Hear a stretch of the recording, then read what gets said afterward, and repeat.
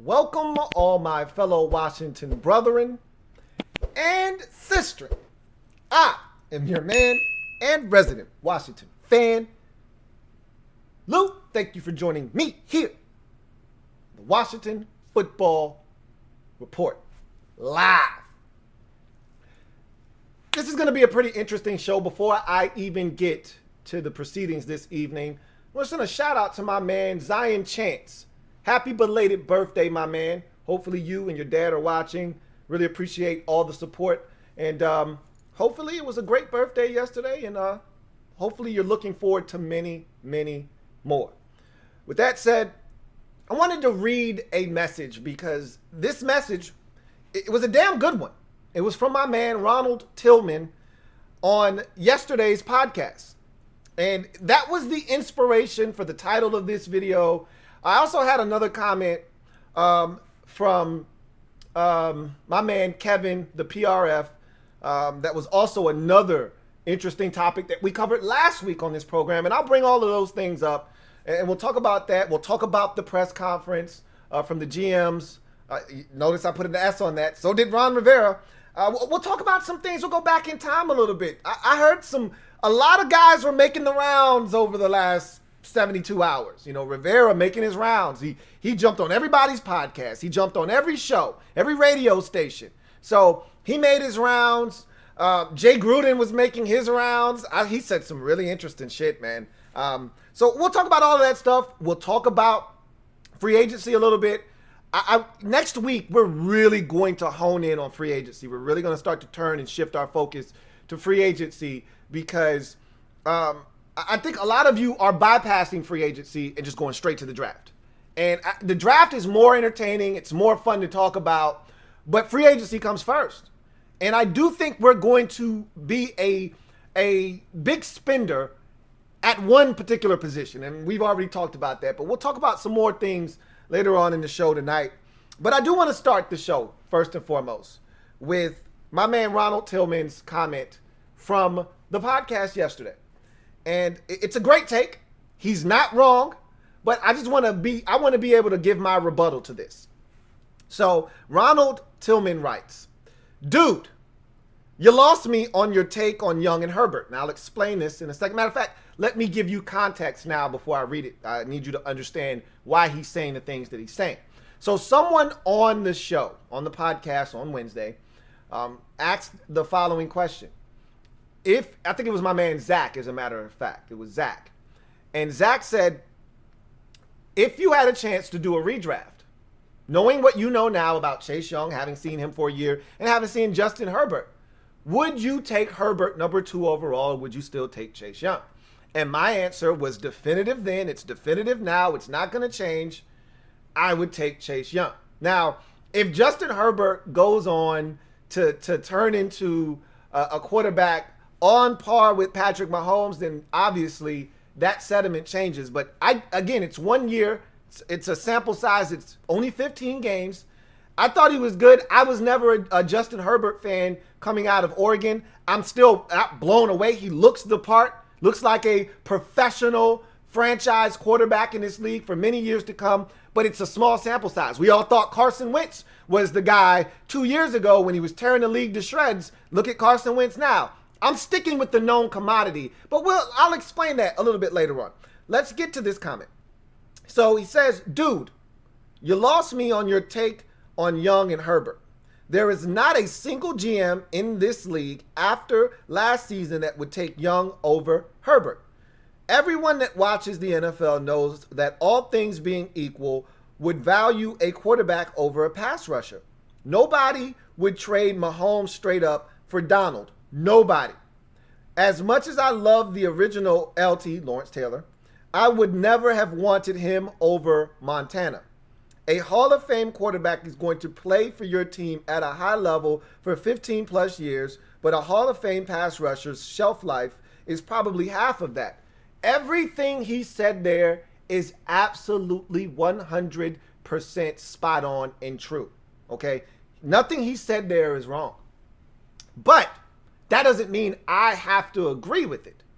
That's their philosophy. All those GMs in the league, I have my philosophy and how I would want to build this. And I've already explained this to you, which is why the title of this video is Young Sweat and Tears. And I'm talking about riding or dying with this defense. No equivocations, is because I look at this defense and I think that's the catalyst. That's going to be the vehicle that drives this football team. So what if you have a chance to get Deshaun Watson? And we already know what he is. Unlike Justin Herbert, we do know what Deshaun Watson is. We've seen a large enough sample size to know that this guy plays the position at a very high level, superstar level even. And so part of the reason that I have to come here and defend Young and Sweat is because, to me, you have a chance to win now. Now, Watson, and I thought Rivera, and I told you guys this on the podcast yesterday, but Rivera reiterated this. He said, look around the league at all of these elite quarterbacks. How many games have they won? How many Super Bowls? And he didn't say Super Bowls. I said Super Bowls. He said, look how many games that they've won. And he was specifically talking about Deshaun Watson. Yep, he's elite. But what about all the pieces around him? You start chipping away at the young talent that you do have to go and get him. And then what happens if you can't replace it? You guys act as if you just know, hey, we get this guy and we're going to win a bunch of games and we're going to win the Super Bowl. Yep, you get a quarterback, the likes of a Deshaun Watson, and it changes your fortunes immediately. Gives you a shot. But let's not act as if Deshaun Watson by himself can elevate your team to a Super Bowl, because no quarterback in this league is capable of doing that. We've already seen that. Aaron Rodgers, I've already said this a million times, one of the best quarterbacks to do it in this era, hasn't won a Super Bowl since 2009. 2010, excuse me. All right? Hasn't been to a Super Bowl since 2010, okay? Has only been to one Super Bowl. It's not like he's lighting it up and getting to the Super Bowl. He's been to a bunch. He's given the Packers a bunch of chances, though. He has. Been to 5 NFC Championship games, only won one. Okay? Russell Wilson, we think he is excellent. Right now, he's the third best quarterback in the league. By most people's standards, second, depending on who you ask, second, third, no worse than fourth. I don't know how you would get three guys in front of him right now, but look at how many Super Bowls he's been to. 2. Hasn't been back since 2014. Went to back-to-back Super Bowls in 2013 and 2014. Why? Not because he was elite then, because he had an elite defense. That's why. Okay? Hasn't been back since. They've mortgaged the future. They tried to build around Russell Wilson. They haven't won a goddamn thing. Okay? Nothing to show for it. What I'm saying is, and again, when you look at who's been winning all the Super Bowls, it's the same guys. I get it. It's Brady. You know what I'm saying? I get it. It's the teams with elite quarterbacks that are even getting there. What about the 49ers in 2019, though? That's what I'm saying. What about Russell Wilson in those 2 Super Bowls I just mentioned? He wasn't elite then. He was a game manager. And I get it. Times are changing. You can't do the things that you used to do defensively. All of those things are true. But the 49ers, for me, are the blueprint. They're the blueprint. You build an elite defense. You don't need Deshaun Watson to win a Super Bowl. And I get it. That's not a sustainable model. I understand that. But I'm trying to win a Super Bowl the best way I can in this window that we have with this elite defense. Because as Ronald mentioned in this message, in this comment, it's not sustainable for a 10-year period to have an elite defense. Nobody reigns supreme over the league defensively for a decade. That doesn't happen. You got a 5 to 7 year period where if you're elite and guys stay healthy and you're able to keep the core of your defense together, you can be a dominant group and have a chance 2 or 3 times during that 5 to 7 year stretch to win Super Bowls. We saw it with the 49ers in the early 2010s. We saw it with Seattle. Those guys were battling it out. Those 2 teams, every year it seemed like we're in the NFC Championship game, mano a mano. And the winner of that game was going to the Super Bowl and probably going to have a damn good shot at winning it too. And all I'm saying is, yeah, it'd be great to get a quarterback that gives you a chance for the next decade. But if I can get Montez Sweat and Chase Young to be a tag team on rookie deals for the next 4 years consecutively, I'll take my chances in that 4-year period to win a Super Bowl with an average to a slightly above average quarterback than to trade one of those guys to get an elite quarterback and now have the defense take a massive step back. Because I've been hearing a lot of, hey, I'll give up Montez Sweat. Well, you don't want an elite defense then. I'll give up Chase Young. Well, you definitely don't want an elite defense. To me, I've said this already, and you know, my man Kevin, the PRF, said, well, if you know you probably aren't going to be able to re-sign both of them, and I've already said this, the likelihood of being able to keep both Young and Sweat, highly unlikely. They're both going to command contracts north of $100 million.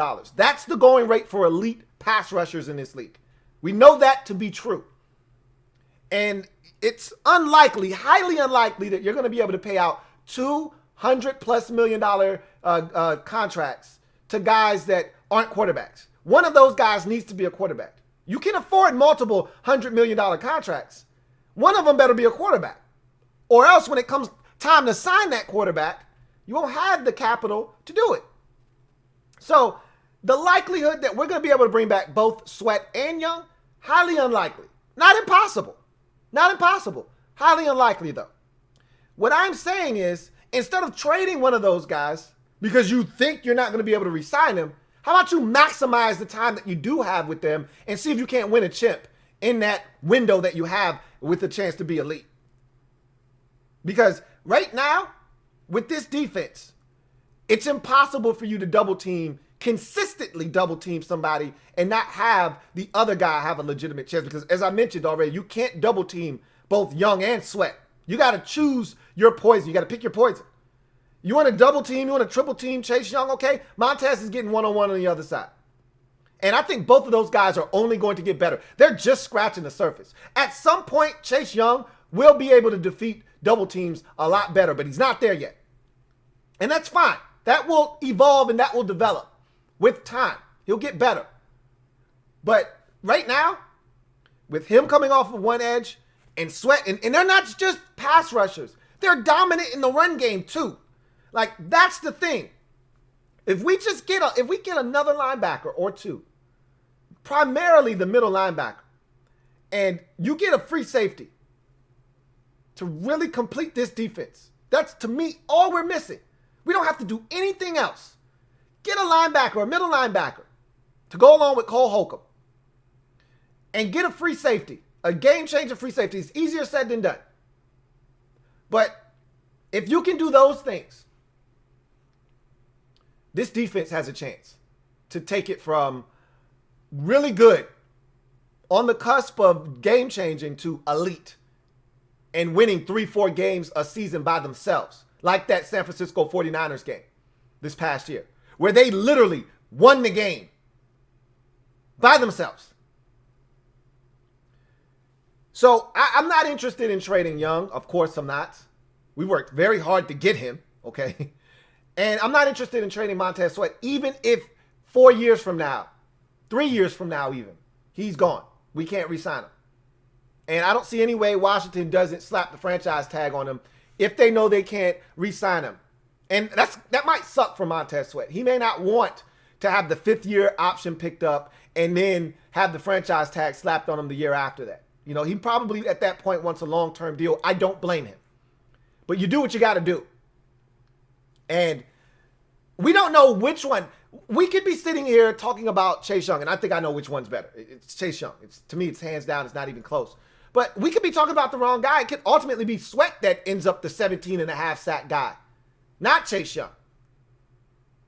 You want to give that away? Just so you can chase after a quarterback? And that's not it. It's not like you're just giving up Montez Sweat and nothing else. It's not a one-for-one trade. It's not a swap. It's a bunch of picks and Montez Sweat, which I told you I'm not signing up for any of my young guys going anywhere.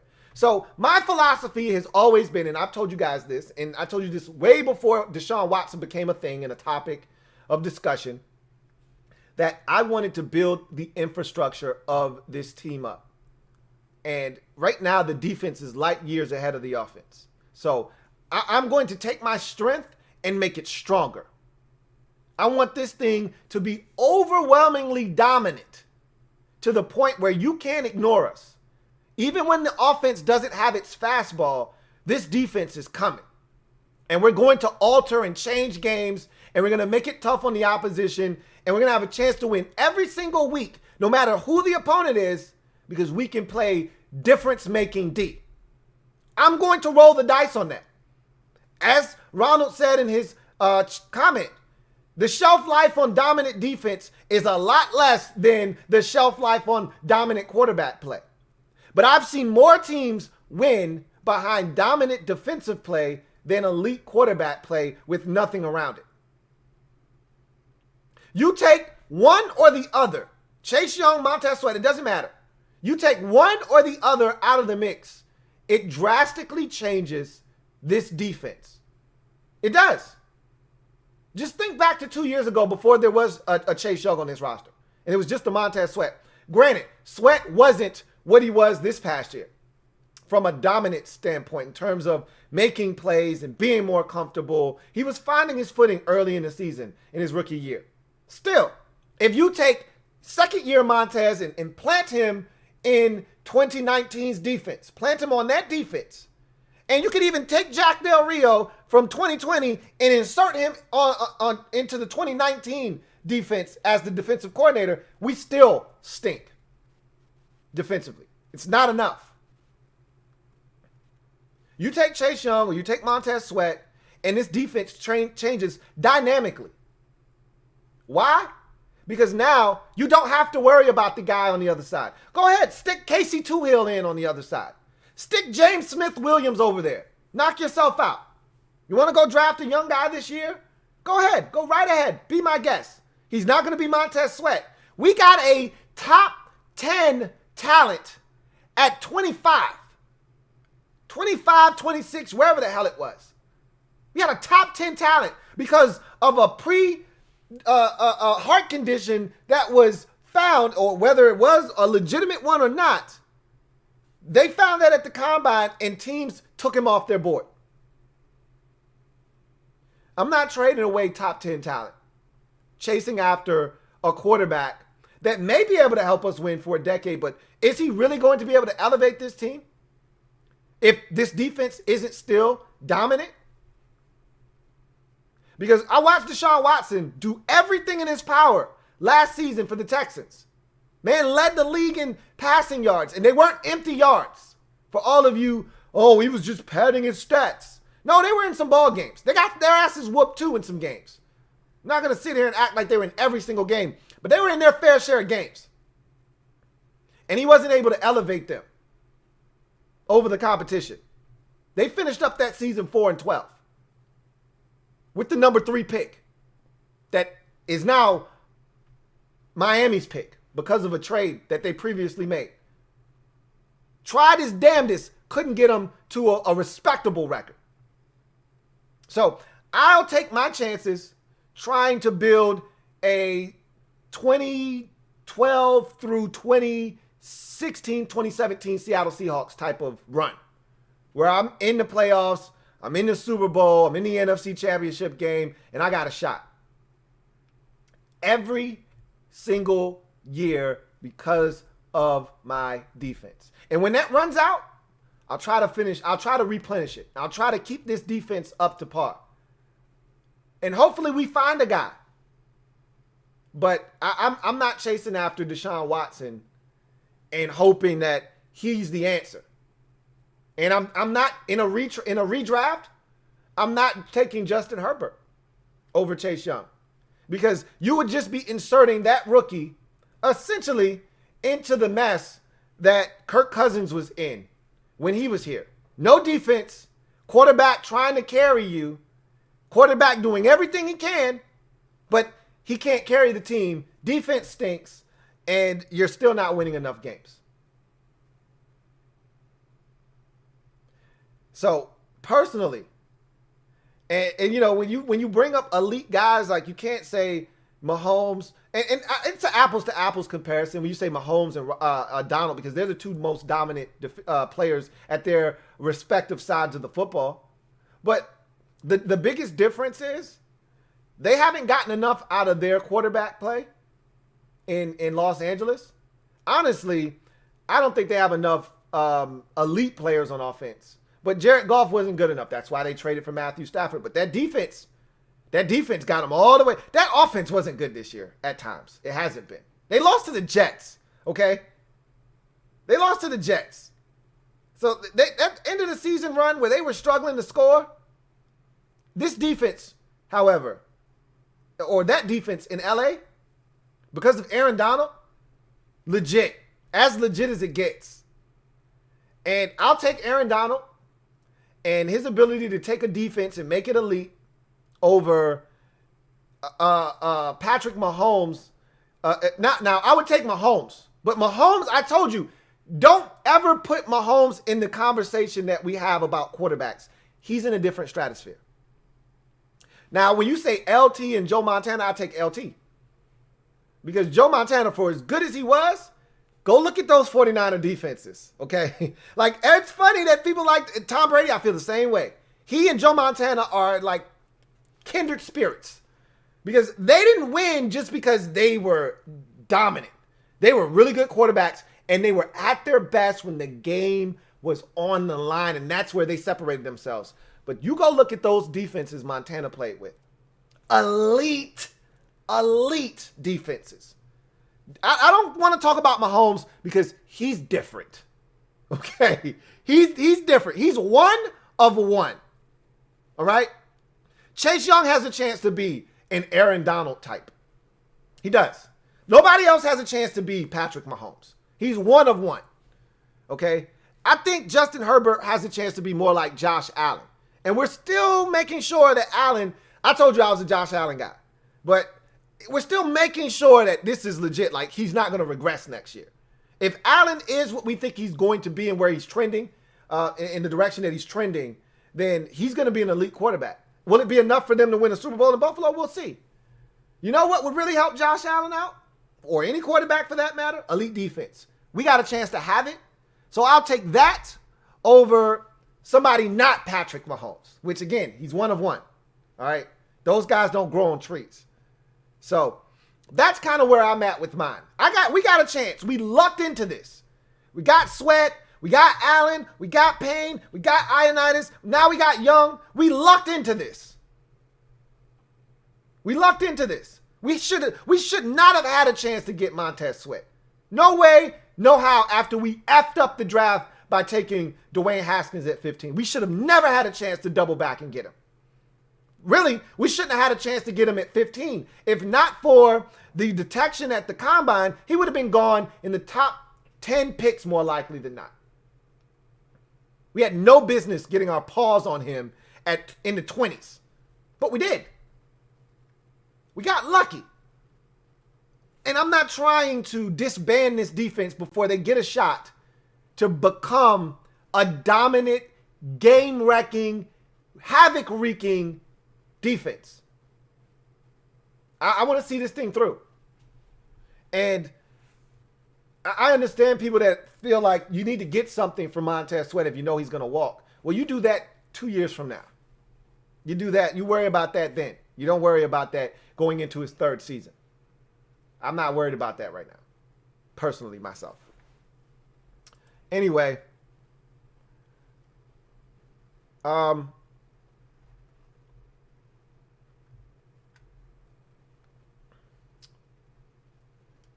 Let's see. Is it me or is this camera really zoomed in? Let me see something. Maybe it's my computer. What in the world is going on? You guys tell me if the camera's off. Is the camera off? Just give me a yay or nay out there. Feel like I'm looking at the screen and it's all weird.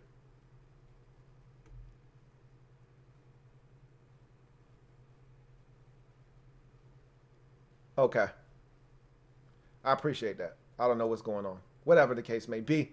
All right, I don't want to hold up. I got some super chats. I want to get to those, but I did want to start the show with that. I put out a video earlier today pretty much talking about, the Montez Sweat situation and Chase Young, and I just wanted to kind of elaborate on that. I wanted to kind of talk about where the genesis of that was, and so knock that out.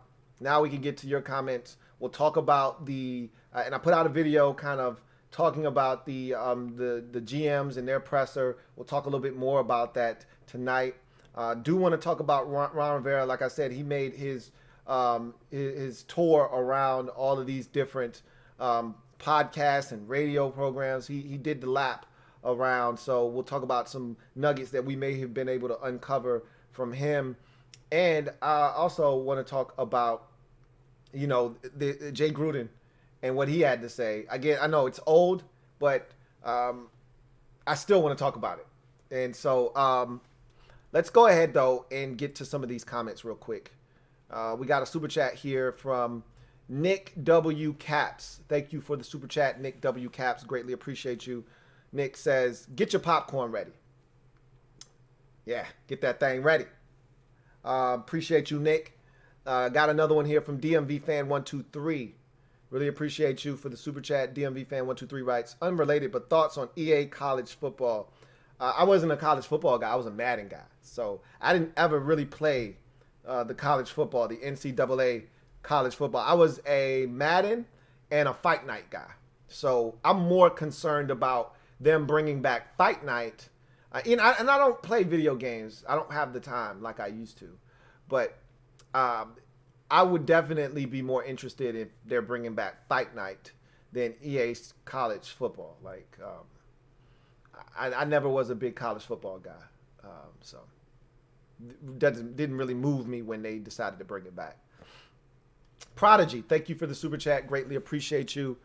My man Prodigy writes, are Reuben Foster and Bryce Love ever going to play? Those are great questions that I don't have the answers to, man. I'd love to tell you, yeah, we're going to get both of those guys back this year and they're going to be fantastic. But I honestly don't have the answer for you. Reuben Foster is interesting because here's a guy that had a chance to really rehab this year and might be back to full strength, if they decide to re-sign him. That's a guy that's a free agent. Keep that in mind. So there's no guarantee as to whether he'll even be back on this roster or not. If I had to take a stab in the dark, I'd say they're going to re-sign him. They got nothing to lose. Make it all incentive based on a 1-year deal. And if he doesn't make the roster, you cut him. You probably are off the hook for anything from an incentive standpoint. And so I'd like to think that Reuben Foster will get an opportunity to compete. He won't be guaranteed anything. Bryce Love, on the other hand, he seems to be a little bit more dicey in terms of him ever really producing anything for this football team, because this is a guy that has had multiple injuries. Every time he is back from a surgery, he gets on the field, there's swelling or there's something wrong. And I don't know if he'll ever really be back to where he needs to be. I think they'll give him a whole nother offseason because they don't have to do anything with him. It's not like they got to make a decision on cutting him or anything like that. He's going into year 3, so he's still got 2 years left on his rookie contract. If they so choose, they can give him a chance to get himself in shape this offseason. If he comes back, he's in shape, and the knee responds well to practice and all of those good things, then maybe we will see Bryce Love. Maybe they still can salvage something out of that pick. But as of right now, it doesn't seem likely that Bryce Love is really going to be a productive member of this football team. But, I'm holding out hope, as many of you are, and we'll just see what happens. They don't have to do anything with him. Again, they can bring 80 guys or 70 guys, whatever that number is, to camp. And I think he'll be one of those guys. And if he doesn't stay healthy, or if his knee doesn't respond to practicing, then I think they go in a different direction. And he may have to retire. You have to come to grips with the fact that, you just can't do it. And he may have to get to that point. But we'll see what happens with those two guys. Landry Balbin, thank you for the super chat. Greatly appreciate you. Landry Balbin, who writes, hey, Louie, how about QB1 Cam, QB2 Taylor, and QB3 Kyle, all mobile, all and know this offense. No, on QB1. Cam Newton is washed. The talent no longer exists. I don't think he can throw the football consistently anymore. He can still run, but if I'm looking for a running back at quarterback, I can just put a running back there. I need a guy that consistently can destroy NFL offenses from the pocket, and Cam Newton, he just can't do it anymore. I watched him this past year, and I would readily admit there was no talent around him in New England. That doesn't excuse his play, though. You know, I'm liking it to you being around a bunch of bad kids in a classroom.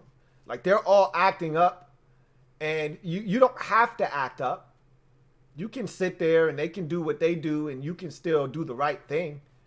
You know, even though you're surrounded by a bunch of bad kids who are doing things that they shouldn't be doing, he could have still did his job at a high level. He could have done his job at a very high level still. He just didn't, man. He was awful last year. I'm done with Cam Newton. I don't know how anybody could have watched him last year and still feel like this guy is worthy of a starting position in this league. I hope Rivera isn't thinking that. But I told you what I saw from him yesterday at the presser. It was a little disturbing. So we'll see what happens. Metaphor, thank you for the super chat. Greatly appreciate you. Metaphor writes, young, sweaty, protected. How about Allen or Iannitis?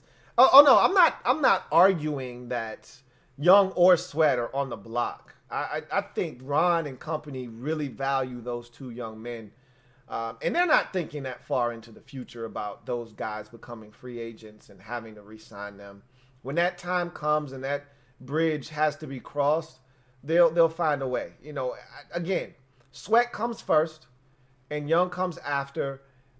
If they had to pay one of the two, right now you think that it'd be Chase Young, obviously, but we don't know what the future holds for either one of those guys. So I just want to let this thing play out and see what these guys ultimately become.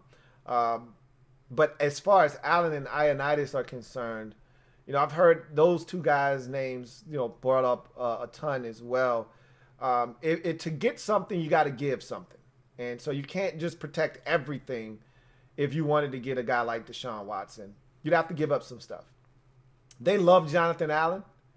I thought Allen was outstanding this year. To me, this was his best year. You know, and I've seen years where Jonathan Allen ended up, I looked up at the end of the season and he's got 7.5, he's got 8 sacks. And I'm like, whoa, I didn't even realize he had gotten to the quarterback that many times. And that wasn't this year. He wasn't, 8 sack guy. As a matter of fact, let's see how many sacks he had this season. I'm going to go with 5.5 this year. Let's see how many sacks Jonathan Allen ended up with. Jonathan Allen had 2 sacks this year. 2 whole sacks. He was very impactful, though. You know, don't let the sack numbers fool you. Like I said, there were seasons where he had 8 sacks, and I looked at him this year and I said he was way more impactful this year than he was in past years. So I think that Jonathan Allen is a guy that they love his work ethic, love his character, love his leadership qualities. And then they love his play on the field.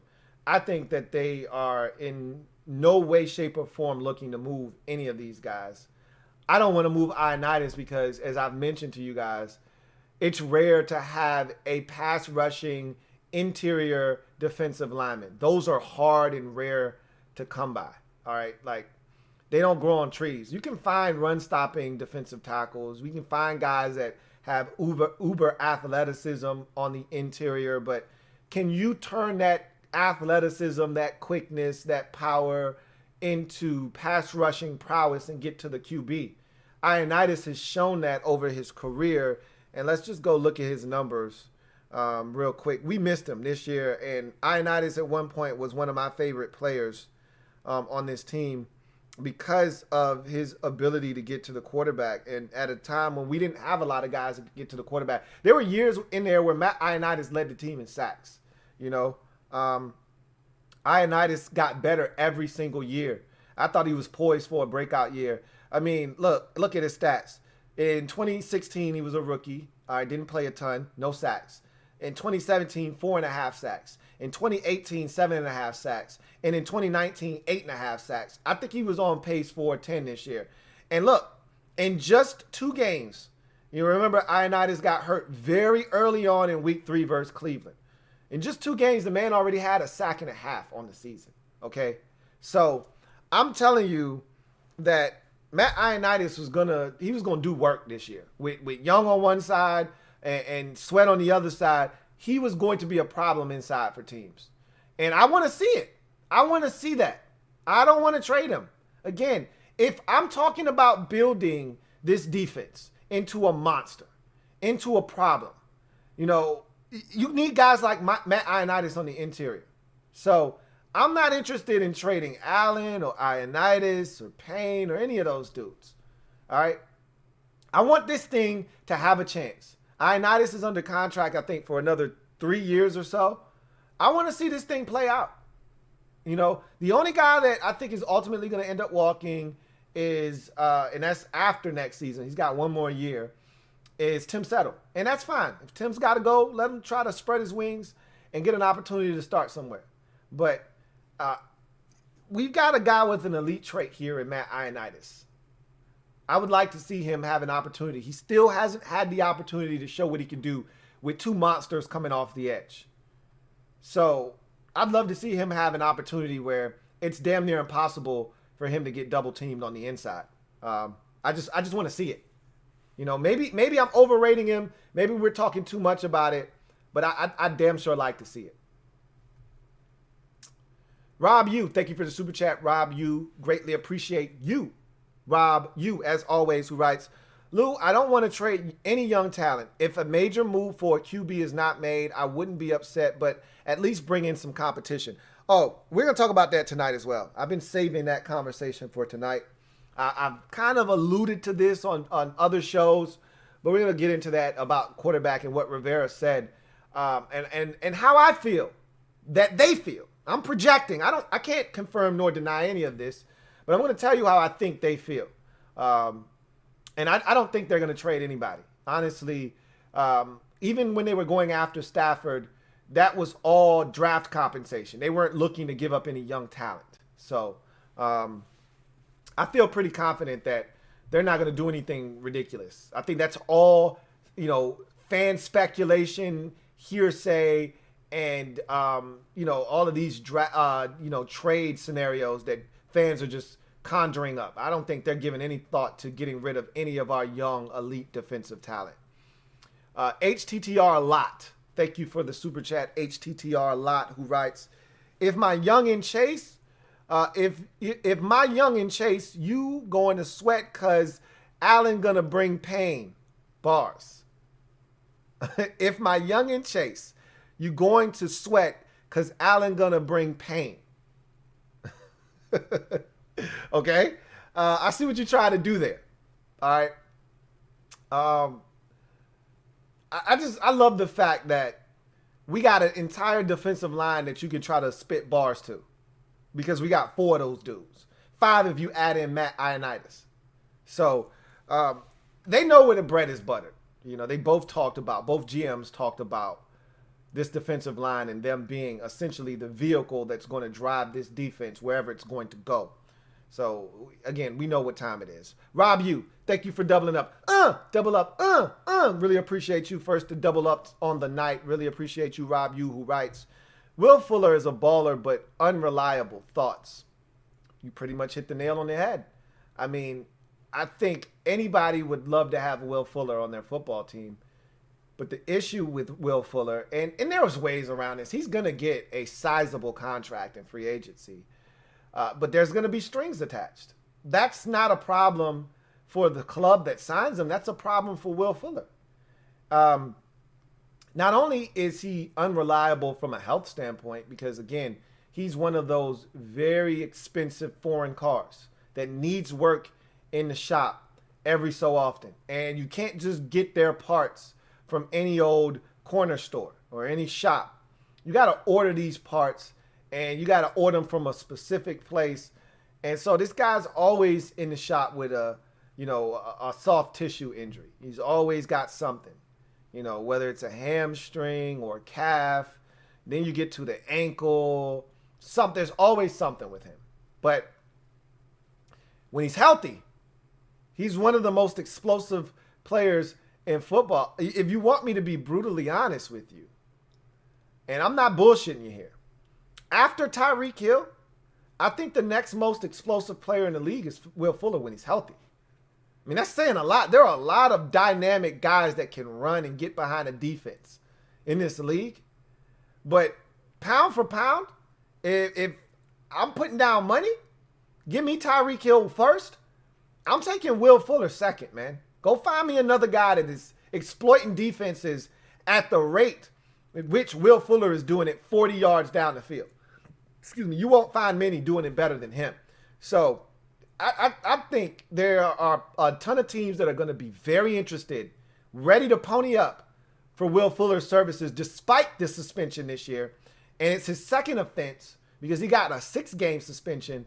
So for me, that's something that if I'm signing Will Fuller, there is a clause in there that clearly states that if you get popped for PEDs and you're suspended indefinitely, I'm coming after the money and I'm not on the hook for the remainder of your contract. You know, like if I decide to cut you and move on without you, I could recoup some of the money I paid you already, and I get my money back, the rest of the money that I owe you on the rest of this deal without penalty.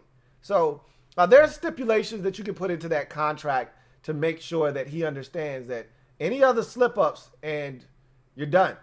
But I think that's a guy that is extremely intriguing, and he's the exact type of receiver we need. Like if there were no questions about Will Fuller's injury history or the off-the-field PED usage, he'd be my number one wide receiver target. I'm still like, hey, if they signed him, I'd be elated because he's exactly what we need. The only problem is it's nothing for him to have a killer start to the season where he gets out of the blocks. And I'm talking, 6 for 114, followed by 5 for 143 and 2 touchdowns. And you're like, man, Terry's got a road dog. And then he comes up lame running a deep route in week 3, and we don't see him again until week 8. I mean, that's what you have to deal with Will Fuller. So he's still intriguing as hell. He's definitely a baller, but he is definitely unreliable as well. Those two things go hand in hand with him right now. Metaphor, thank you for the super chat. Double up. Greatly appreciate you, Metaphor. Thank you for doubling up. Who writes, Ron was driving the car, Ronald's the chauffeur. I'm going to just tell you right now. Ron is definitely driving the car. And I've stated this already when he got here with the coach-centric approach and all of that good jazz. This is the direction we're going in. Ron's behind the wheel. I told you I got in, I put my safety belt on, and you're seeing that he's in total control right now. He's in total control. And while I'm excited about that, I'm a little bit leery too. We've seen guys come in here and initially seem like they were in control, but not be in control. But unlike some of the past instances, we haven't had any undermining of the head coach to this point. And normally, we get some immediate undermining right away. Like in the Shanahan case with Donovan McNabb and that trade. You know what I mean? You usually get something that, with Jay Gruden, it was Robert Griffin III. You got to play him. Fix it. I don't know if we're getting that right now. Right now, it feels like Ron's in total control, but will it last is the question. That's the question I think most of us have. We hope that it stays that way. The NC Predator. Thank you for the super chat. Greatly appreciate you. The NC Predator writes, let's go for Tyrod, Smith, etc. And could be a bridge. I'm good on Tyrod, man. Like, I don't, again, Tyrod Taylor is an average to below average quarterback in this league. Can you win games with him? Sure. Can you win playoff games with him? No, you can't. And again, that's why you have to draw the line. Like, if you're going to get a quarterback and you're going to try to win, that guy has to be slightly above average at minimum. He can't just be a random run-of-the-mill standard quarterback in this league. Like Tyrod Taylor, if he's a starter, he's in the bottom quarter of starting quarterbacks in this league. He's not going to turn it over. He's going to take care of the football. Heard it all before. Like, even with Alex Smith, when he was playing, and we went those 5 games that he started, he wasn't electrifying in any of those games. We could have lost any of those games that we won. None of those games were blowouts, certified blowouts, and other team never stood a chance. When he beat Cincinnati, we were in a damn dogfight until, and I still think we would have won, but we were in a damn dogfight until Joe Burrow got injured. We were in a dogfight. All right. When we beat Dallas on Thanksgiving the following week, they were in that game until their head coach started to do stupid shit. Now, if you go back and you watch the fake punt, there was a guy wide ass open, okay? I don't know who got their signals crossed, probably the guy that's supposed to throw the football, but he missed a wide open receiver. Anyway, that's not our problem. They went for it on 4th down, deep in their own territory twice, and we made them pay twice. Bottom line is, that was a 4-point game. I believe it was 20. It might have been 3-point game. It might have been 23-20, or no, they had 17. That was a 20-17 game, if I'm not mistaken, when he started the chicanery. Or excuse me, it was 20-16. We were up 4. So 20-16 game when he started the chicanery. And we took off from there, but we could have lost that game. Not for the defense stepping up after Alex's pick, we could have lost that game. You go to the next week when we beat Pittsburgh. Alex was phenomenal in the second half. He was terrible in the first half. Yeah, he didn't get any help. We had drops and things of that nature too in the first half. But he wasn't good, not until the late stages of the first half, in any event. So, and that easily could have been a loss. If Ben Roethlisberger is able to deliver an accurate ball to the running back on that 4th down that they decided to go for it on, they probably beat us. So, and I could go on and on. He wasn't good against San Francisco. We won that off the strength of the defense. And he wasn't good against Philadelphia either. Like, and I get it, he was compromised. Those, latter 2 games. Doesn't matter. He was average. Tyrod Taylor is average. We need more than that. I'm not saying we got to have elite. That's why I said, and I'm not advocating trading for Derek Carr or anything like that. But a Derek Carr type, a Kirk Cousins type, we could win a Super Bowl with one of those types of players at quarterback if the defense is what I think it ultimately could be. Now, we still got some work to do to make the defense elite enough to be able to take one of those quarterbacks and make them more than good enough. But if this defense gets to where I think it could go, you could easily win a Super Bowl with a Derek Carr or a Kirk Cousins or a Matthew Stafford or any of those types of quarterbacks. And Stafford is in the top 10. I'm talking about guys that are outside the top 10, like Cousins, like Derek Carr. I'm talking about guys that are on the cusp of the top 10 that aren't quite there. You can win Super Bowls. That's what we need. We need a quarterback that's in that 11 to 15 range. That's what I'm looking for. I'd love to have a guy in the top 10, but if we don't, just give me one of those guys on the fringe that can lead a team with an elite defense. Jimmy Garoppolo wasn't even one of those guys in that 11 to 15 range. And there were 1 or 2 Jimmy Garoppolo throws down the stretch in the 4th quarter from winning the Super Bowl last season because the defense was so elite. So you got to have better than Tyrod Taylor. You can't win a Super Bowl with Tyrod Taylor. You can't. And I'm not looking for a bridge. We got bridge quarterbacks on the roster already. If you need a bridge, why are you going out and seeking one when you got Kyle Allen and Taylor Heineke already on the roster? They know the system. They're the bridge. You don't need to go out and get a bridge. You got one already.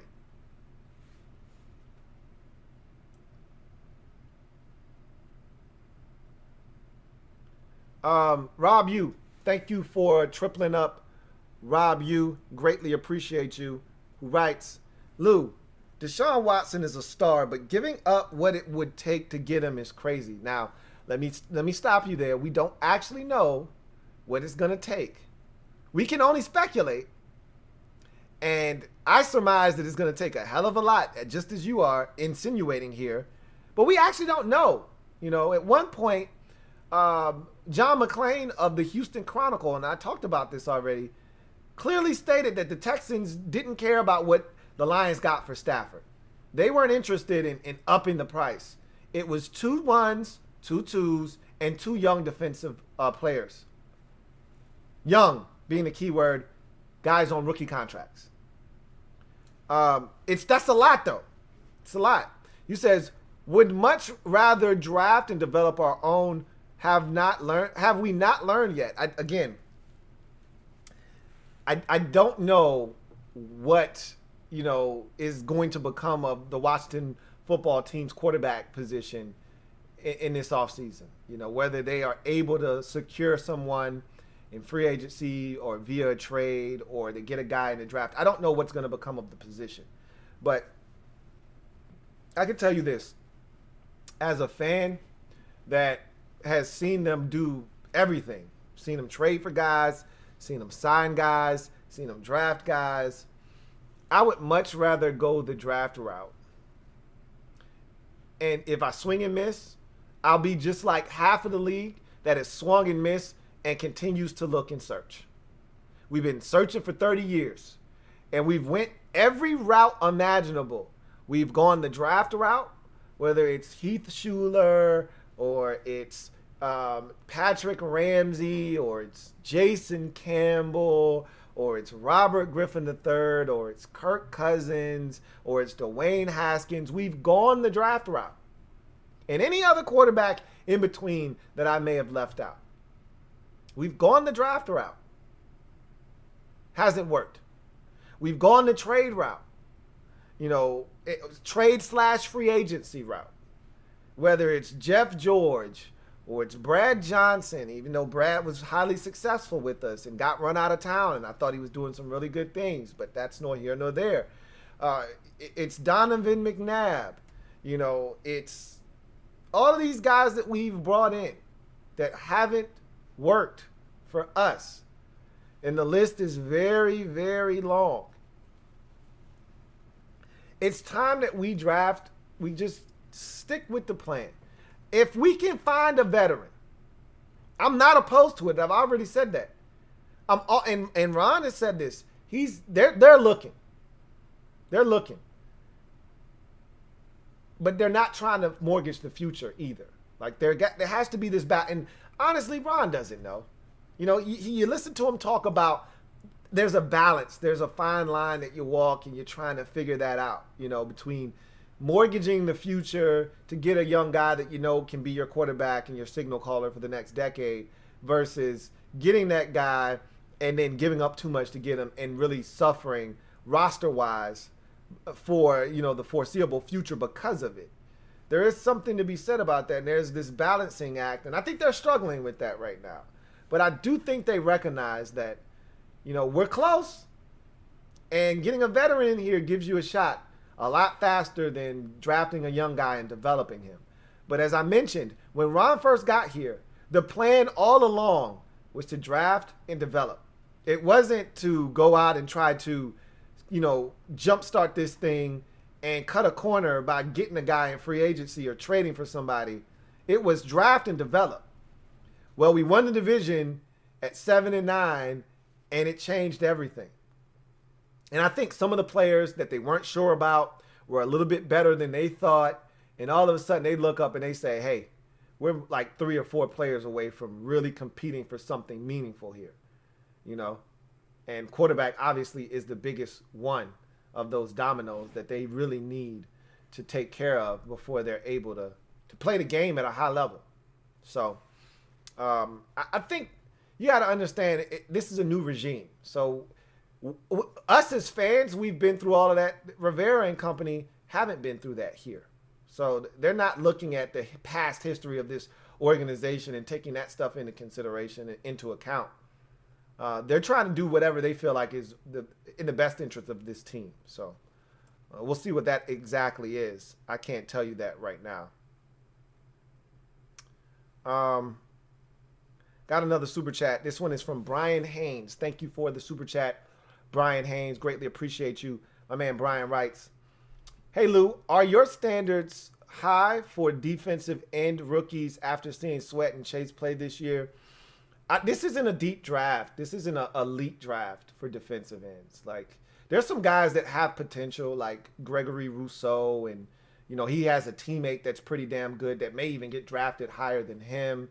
There are a couple of guys that you look at in this draft in particular, and you say, "Hey, this guy, the kid from Michigan, has some upside." There's some guys in this draft that have some upside, but nothing that looks like any of the freaks we have in Sweat and Young. None of those guys look like them. Rousseau has a little bit of that in him potentially, but he's not Sweat or Young. That's why I can't wrap my brain around those who are so quick to want to jump ship on either one of those guys. Like, they're so hard to come by, man. These guys are freaks. You're talking 6'6", 6'5", 6'6", 6'7", long arms, explosiveness, elite run defenders, playmakers, havoc wreakers. And again, they're both just scratching the surface. It's insane to think that you would want to, give up on either one of these dudes or trade one of these guys. It just doesn't make any sense. John Livingston, thank you for the super chat. JL Smooth, greatly appreciate you. My man JL Smooth writes, "Lou, in today's game, you have to have a quarterback or you're going nowhere. I've always said, if you don't have a quarterback, you don't have a chance." But what I'm trying to explain to everyone is that you don't have to have an elite quarterback to win in this league. You don't. The 49ers proved that, even though they didn't ultimately win the Super Bowl, they proved that you don't have to have an elite quarterback to win. The Eagles proved that in 2017. Don't have to have that Nicholas Foles at quarterback, man. Like, you don't have to have an elite quarterback to win in this league. You don't. You have to have an above average quarterback though, and he better be accompanied by a damn good defense. But if you've got those ingredients, you got a chance. He says, "Yeah, the Hawks D was great, but they also had Russell Wilson. But Russell Wilson wasn't Russell Wilson then. He was good, damn good, but he wasn't like let Russ cook good. He was just Russell Wilson. He didn't have a nickname. He wasn't dangerous Russell Wilson back then. He was just Russell Wilson. If they would have known what they knew, they wouldn't have drafted him in the third round. They would have drafted him in the first round. He was good, but that defense was the catalyst. Marshawn Lynch was more of an impact player than Russell Wilson. And don't get me wrong, Russell Wilson was good. He was good. But he wasn't the Russ of 2020 or 2019 or 2018. So he says Deshaun Watson's just don't become available in the NFL. You're right. And I've already stated that. I'm aware of that. But I'm also aware that those guys don't win without the aid of a good defense. And if you've watched this Washington football team for long enough, you know that we're just 1 year removed from being one of the worst defenses in football. And we weren't just bad in 2019. We were bad in 18, we were bad in 17, and we were bad in 16. We were one of the worst defenses historically on third downs for it felt like the last 3 years running prior to 2020. Though some of those years, Kirk Cousins was outstanding and the defense was so bad, we managed to only win 7 games. Yeah, we had some kicking issues too. in 2016 when we went 7-8 or 8-7-1. Should have made the playoffs. But the defense wasn't any good. Could you imagine if we had the defense that we had this year with any of those Kirk's teams in 15, 16, or 17? Could you imagine what we would have done win total wise? Can you imagine sticking that kind of quarterback on this team with this defense? And that's what I'm saying. We don't need Josh Allen to win. We don't need Patrick Mahomes or Russell Wilson or Aaron Rodgers or Tom freaking Brady to win. Not when your defense is elite. You can get to the Super Bowl with Jimmy Garoppolo. And they also had an outstanding run game. I will confess that in San Francisco. But the defense was what powered them. Same thing with the Eagles. And their run game wasn't all that great in 2017 when they went to the Super Bowl with Nicholas Foles leading the way. Their defense was ridiculous. Not against Brady in the Super Bowl. It wasn't. But remember, the Vikings were red hot offensively coming off the Minneapolis Miracle. What did they score? 7 points in the NFC Championship game? If you've got a defense, you got a chance. If your quarterback is above average. That's all I'm saying. You're right. I'm not denying that guys like Russell or Deshaun Watson don't. I've stated this numerous times. Guys like him don't come along very often, but you better have something to go along with him. Or else you're going to have Deshaun Watson getting you to divisional round or to wild card weekend and getting bounced every single year. And if that's what you want your existence to be, cool. You know what I'd much rather be? And I know some of you might think I'm crazy for this, and that's fine. I'd much rather have a chance at a Super Bowl in a 5-year window, a legitimate chance, than to go for the next 7 years and get bounced in either the wild card or divisional round. Because if you trade for Deshaun Watson while giving up some of your young talent and young draft capital in terms of the first and the second round, that's what you're going to end up doing. You're going to be a mediocre team, good enough to get you to the playoffs because Deshaun Watson's good enough. And this defense, while it's not going to be the worst in the league, it ain't going to be good enough to beat teams that are better than them. And so Watson's going to be good enough to win you 9, 10, maybe 11 in a really good year where the ball bounces your way. But you're going to get to the playoffs and you're going to get smoked by a team with an elite quarterback, but with better talent around that quarterback. That's what's ultimately going to happen. Got a super chat here from Brian Haynes. Thank you for doubling up. Double up. Greatly appreciate you, Brian Haynes, for doubling up, who writes, also, if we do not sign Sweat to a long-term and give Chase Young the long-term contract, do you also see us drafting high for a defensive end down the road in the draft? Well, again, as I've stated, and I stated this last week, I think I stated this on the podcast as well, you don't get Montez Sweats normally at 20 whatever. The only reason we lucked up into him, and that's why I said we got lucky, is because of the heart condition that was discovered at the combine. Now, it seemed to be a false alarm at this point, and we'll knock on a little bit of wood. Hopefully it stays that way. But he's a top 10 talent. He's gone. The minute that man ran a 4.41 at the combine, coupled with the production he had at Mississippi State, he was good as gone in the top 10, man. He wouldn't have been around for us at 15, let alone 25 for us to double back and get seconds.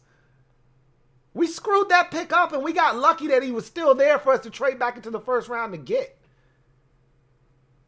Generally speaking, these kinds of guys don't come around often enough. I mean, who knows? We might be just ass-tastic enough 5 years from now that we're picking fourth in the draft and have a shot at an elite edge rusher right when, Montez Sweat is about to exit stage left. That could be the case. I just don't see us being that bad again. I don't. So I don't think that's what they're looking. And again, we're projecting 3-4 years down the road. I'm more so worried about right now. I always have the future on the horizon, and I'm always aware of it because I know what you have to do in this league to set yourself up for success in the future.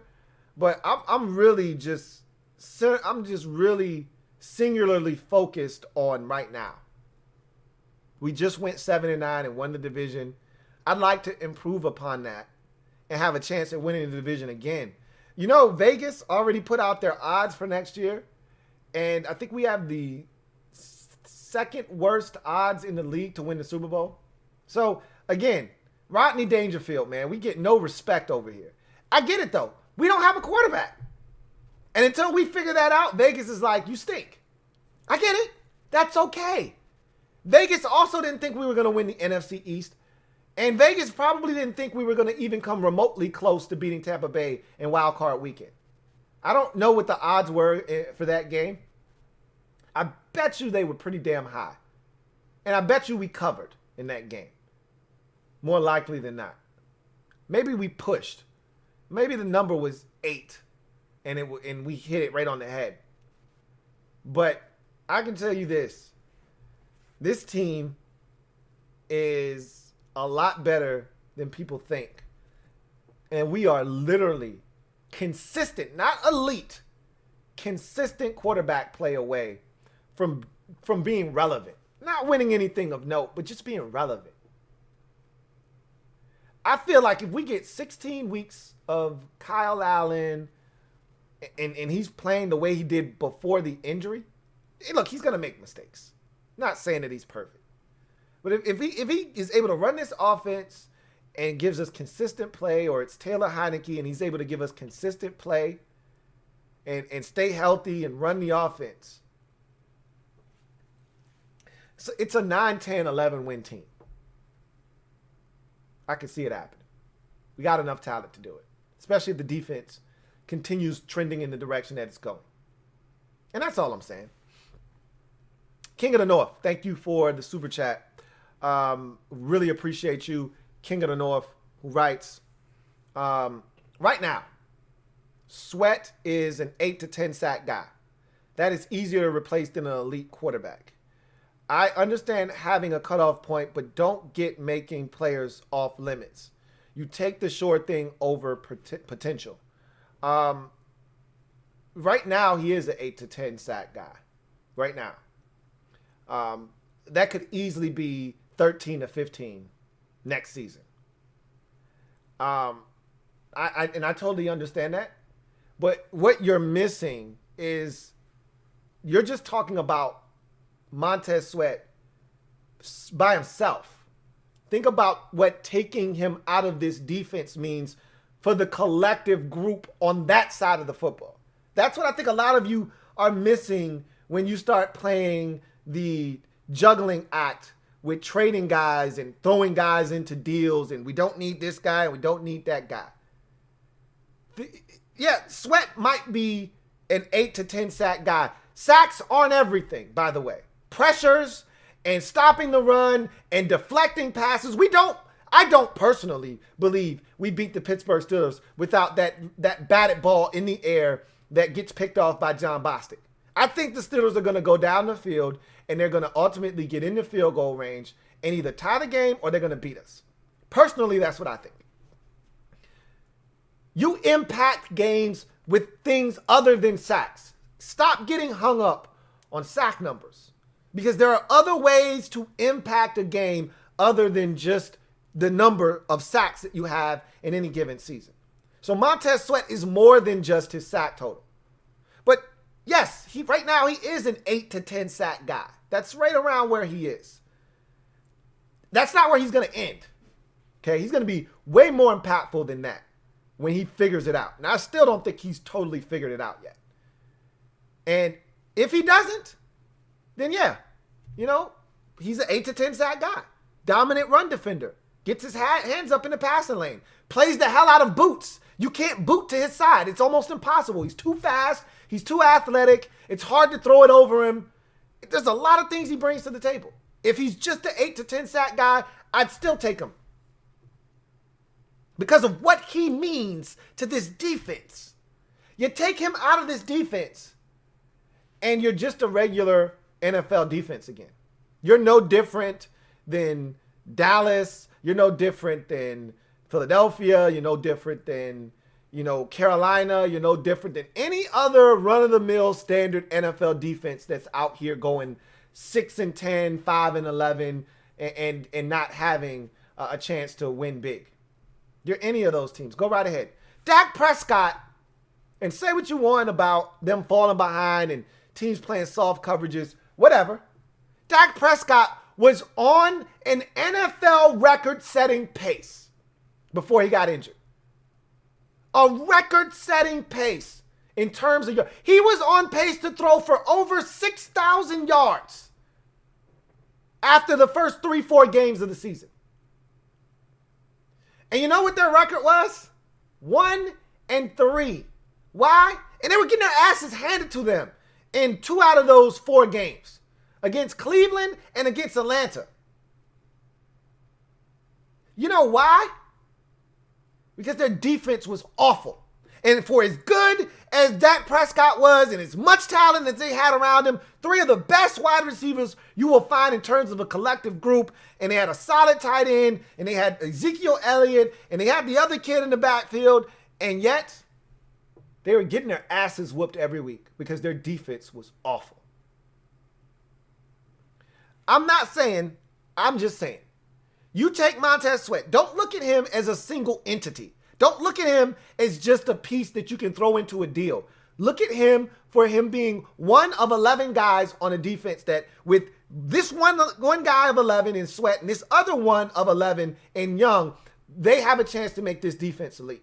You take any one of those guys off this defense and it's just a regular NFL defense now.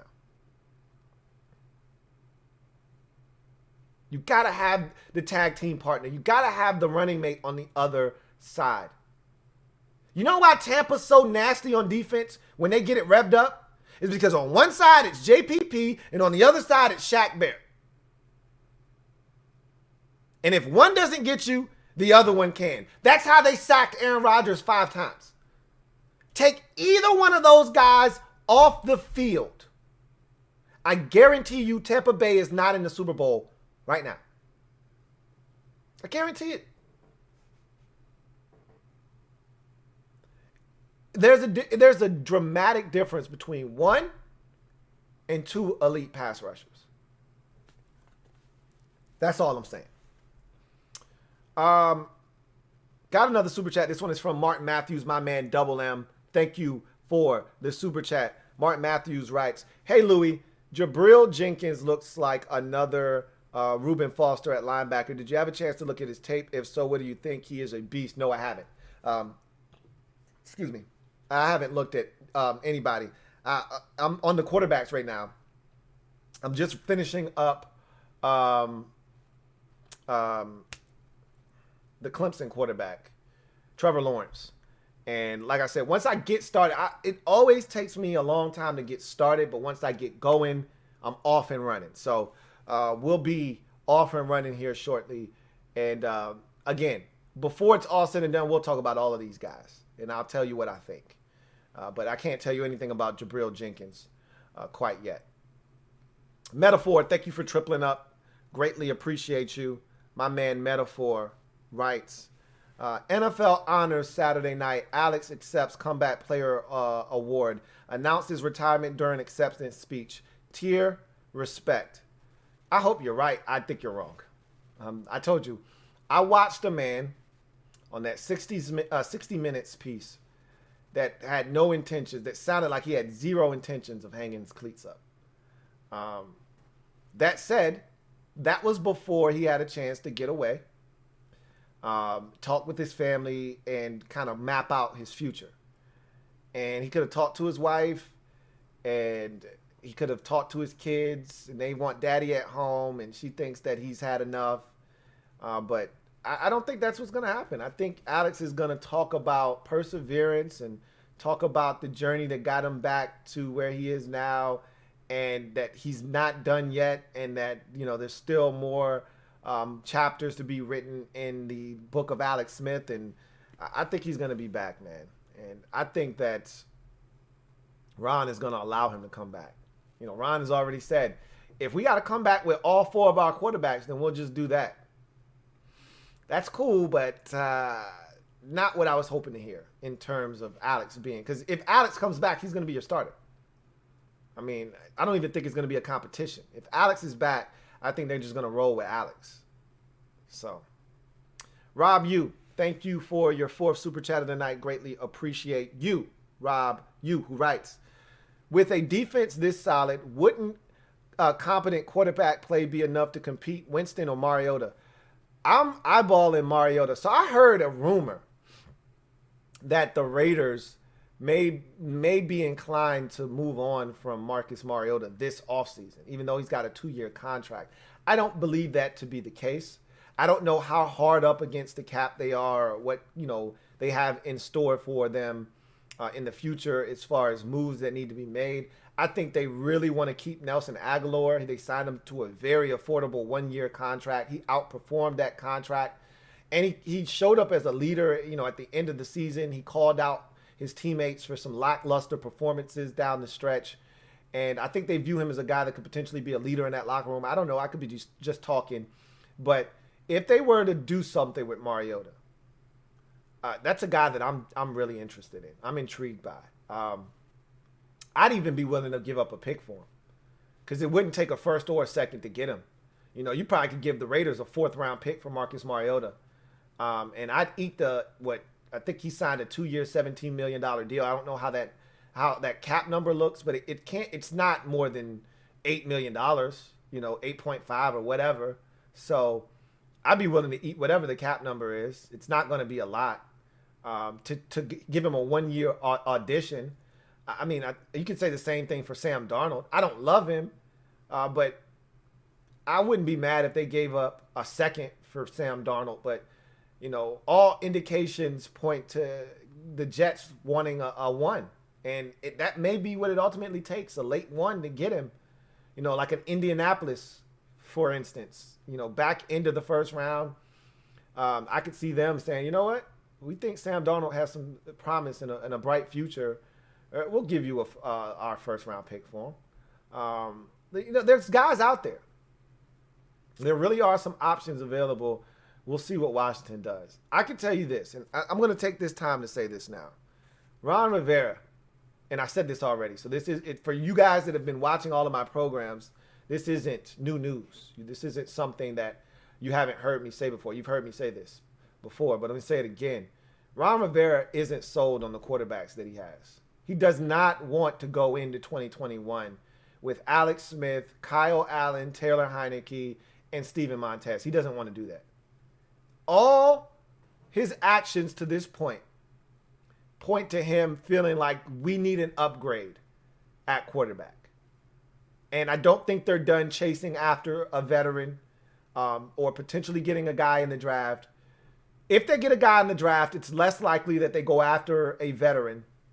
But I think they're going to they're going to explore, and he said this a million times, exploring all options.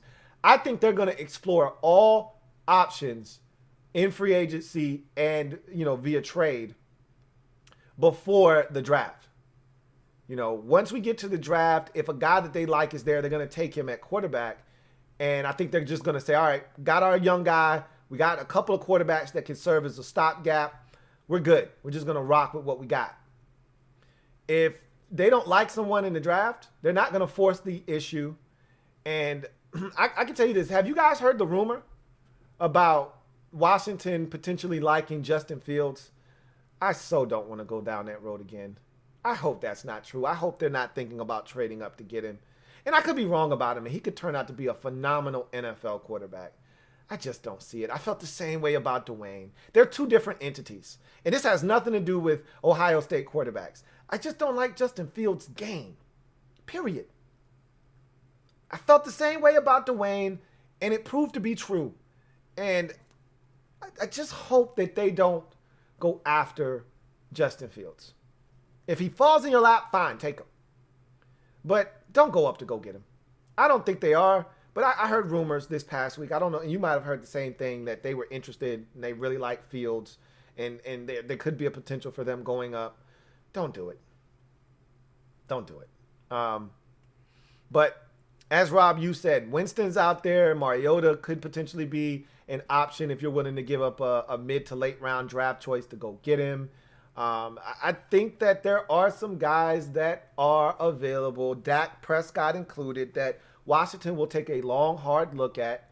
And you know what? I'd rather pay Dak the money than give up draft capital. I really would.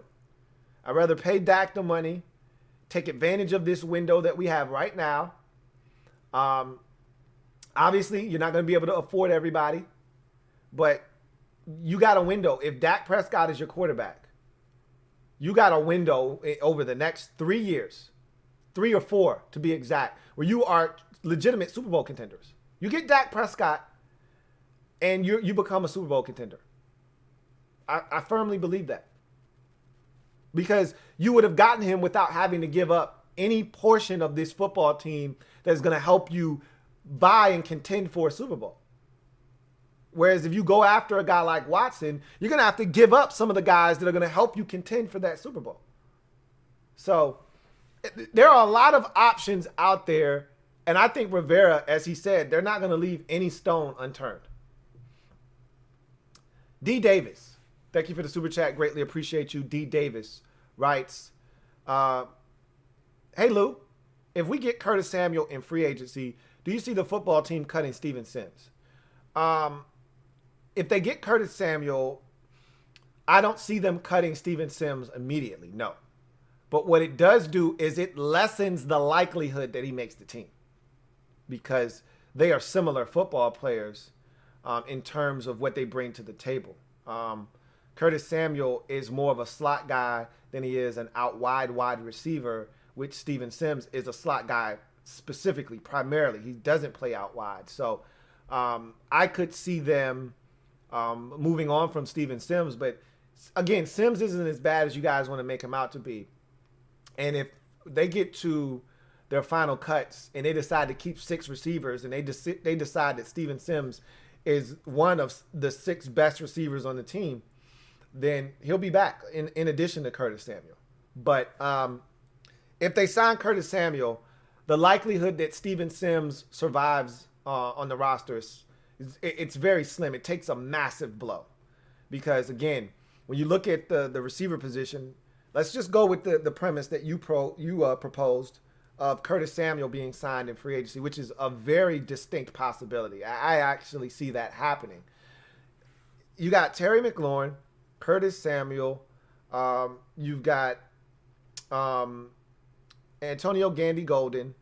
You've got my man from NC State. Why can't I think of his name? But yeah, him. You've got Cam Sims is a free agent. I think they're going to bring him back. And then you've got Steven Sims and Isaiah Wright. And that's assuming you don't draft a guy or Robert Foster or one of these other guys that finished up the season on the roster you don't like. But, you've got 5 guys legitimately, including Steven Sims, that look like they could be in a position to make this football team. Not to mention Cam Sims. I would take Cam Sims before Steven Sims right now. I think they like him a lot, especially if you got Curtis Samuel. He gives you that small, shifty slot guy. So Steven Sims is now on the outside looking in because you got, McLaurin, Samuels, Sims, Cam Sims, that is, AGG, and then you got Kelvin Harmon. That's his name, Kelvin Harmon. So that's 5 right there. Then I think Sims would be on the outside trying to get back in at 6.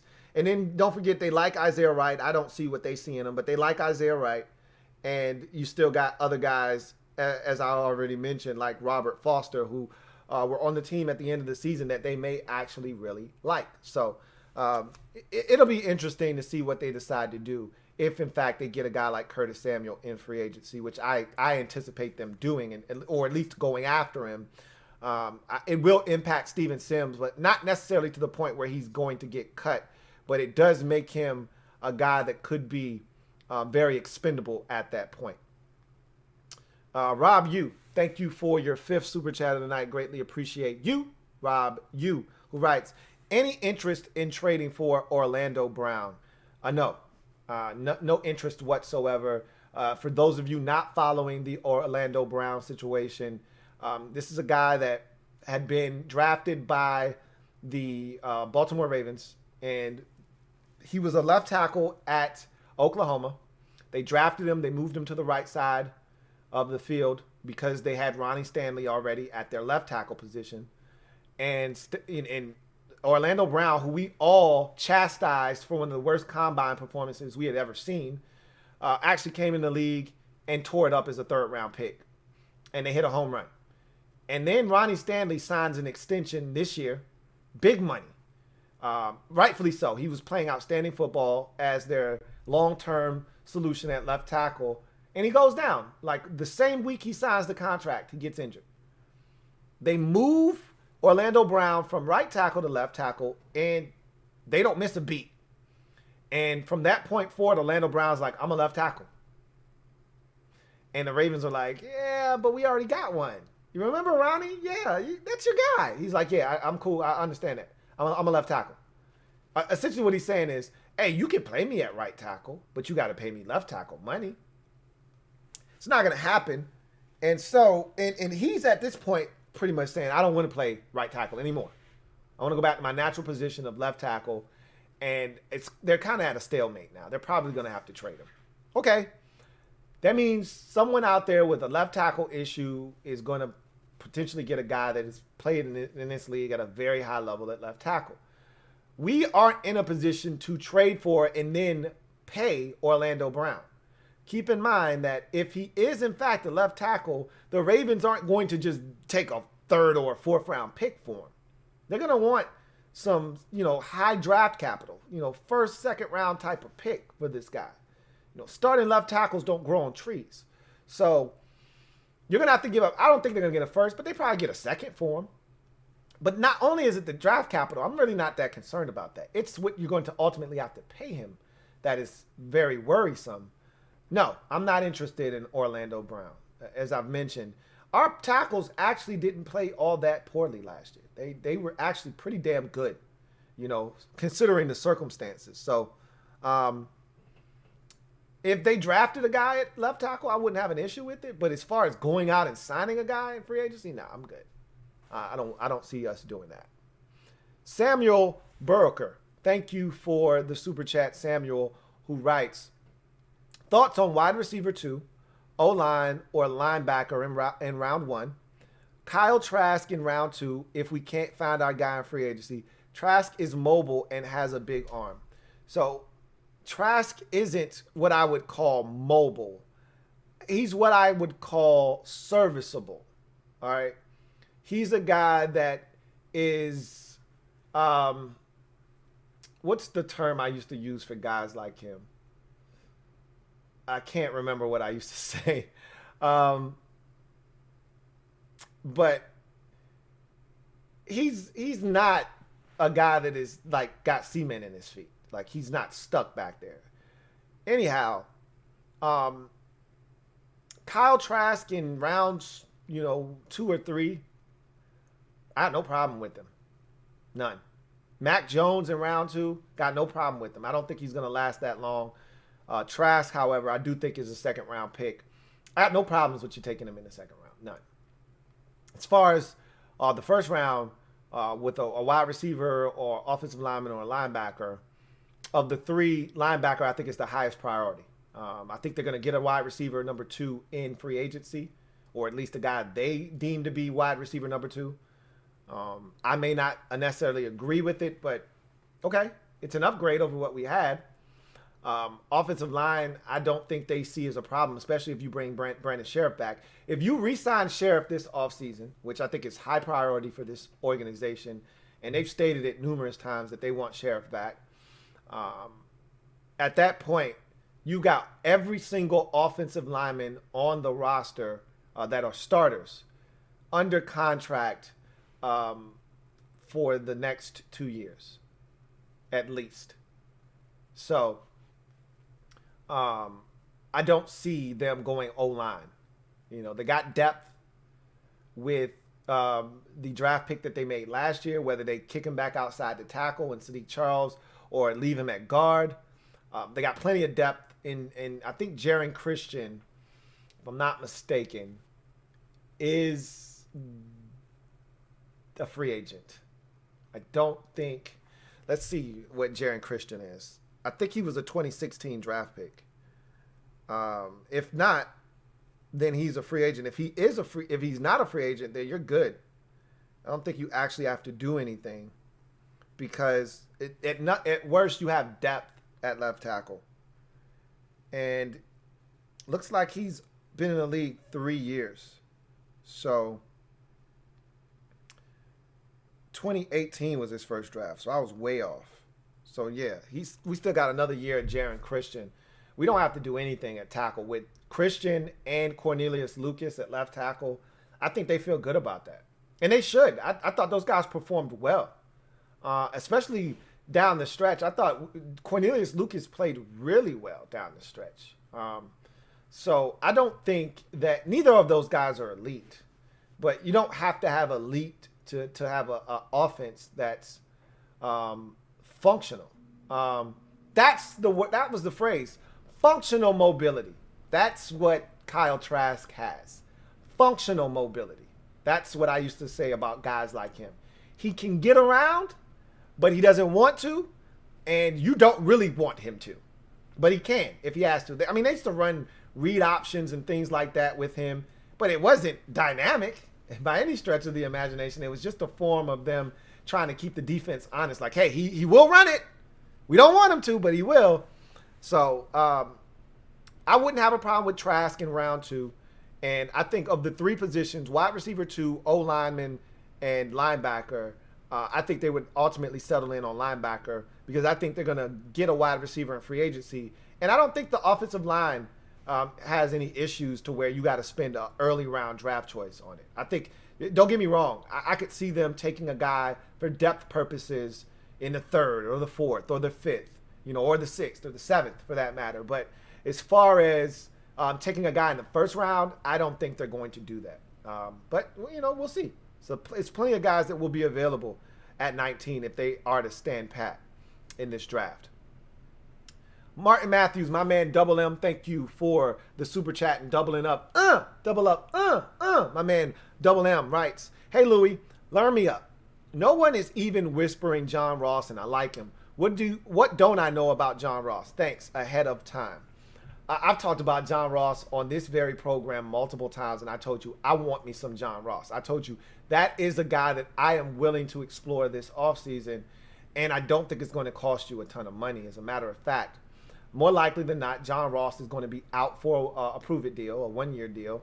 The only thing that sucks is if he has a Nelson Aguilar type season where he tears it up, then he's going to be gone. You'd much rather sign him to a 2-year deal that's incentive laden so that if he tears it up after the 1st year, at least you got him for 1 more year. But that's no here nor there. I don't worry about those things. To me, he's the kind of guy that we signed last offseason. The Logan Thomas, the J.D. McKissick, a guy that is a low-risk, high-reward type of proposition that you go out, you sign, that's not going to cost you a lot of money, and you're hoping that he proves to be huge in terms of dividends. And you're not missing anything, man. No one's talking about him because he's looked upon as a bust. And that's fine. He was a top 10 pick. It didn't work out in Cincinnati for whatever reason. Let me make sure. Yes, I don't have to look. I know I don't have to look because Corey Davis and John Ross were in the same draft. We all thought Corey Davis was going to be the first receiver off the board. John Ross ended up being the first receiver off the board. Neither one of them had their 5th-year options picked up. That's why both of them are free agents now. So I don't even have to look it up. Ross is very intriguing to me. I told you he would be a guy that I would go after early on in the process. Personally, I'd like to bring him and another receiver in. But I don't think they're going to do that. You're not missing anything, Double M. Trust me. DC Venom, thank you for the super chat. Greatly appreciate you. DC Venom writes, hey, Lou, what type of QB do you think that would prosper in this offense? A game manager, a scrambler, and running QB or a gunslinger? Thoughts?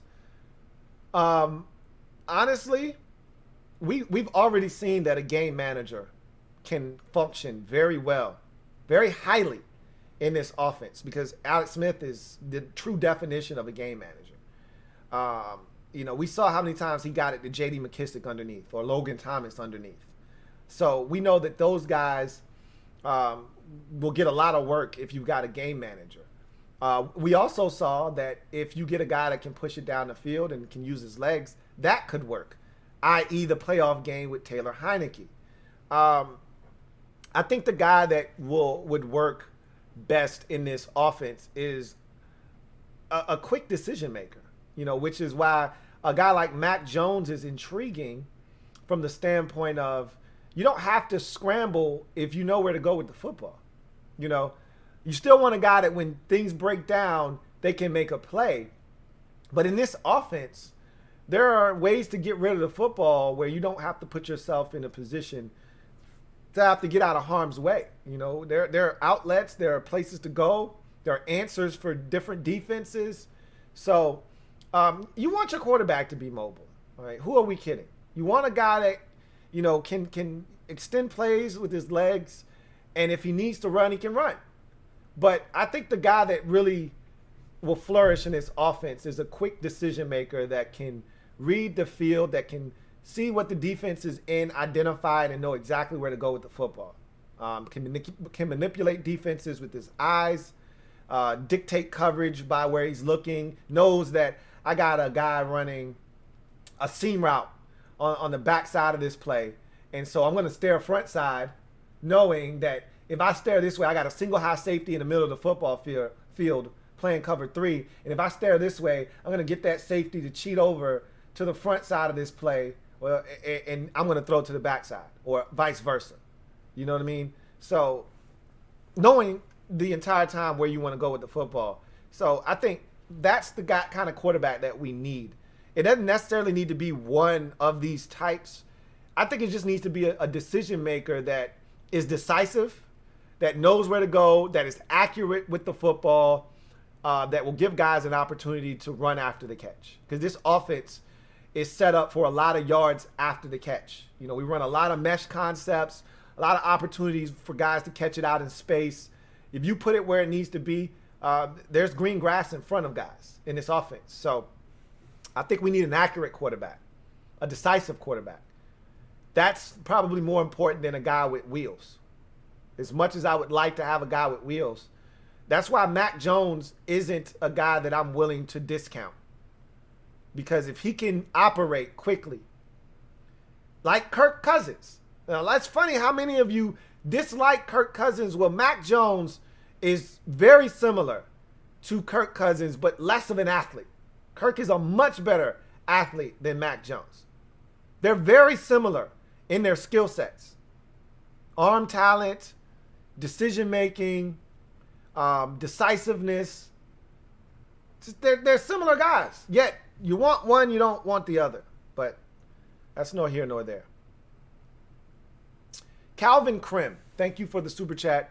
Greatly appreciate you. Calvin Krim writes, Heineke looked like a 11 to 15 range QB, just saying. Too small of a sample size to say that. He played well. He did miss some things in the game. He did. I thought he keyed in on Cam Sims. I broke that down on the film. Thought he keyed in on Cam Sims way too much. And there were opportunities for other guys to make big plays in this game. But that said, he made plays, man. He made plays. So, it's way too early to say he's in the 11 to 15 range. But he's intriguing, man. Very, very intriguing, to say the least.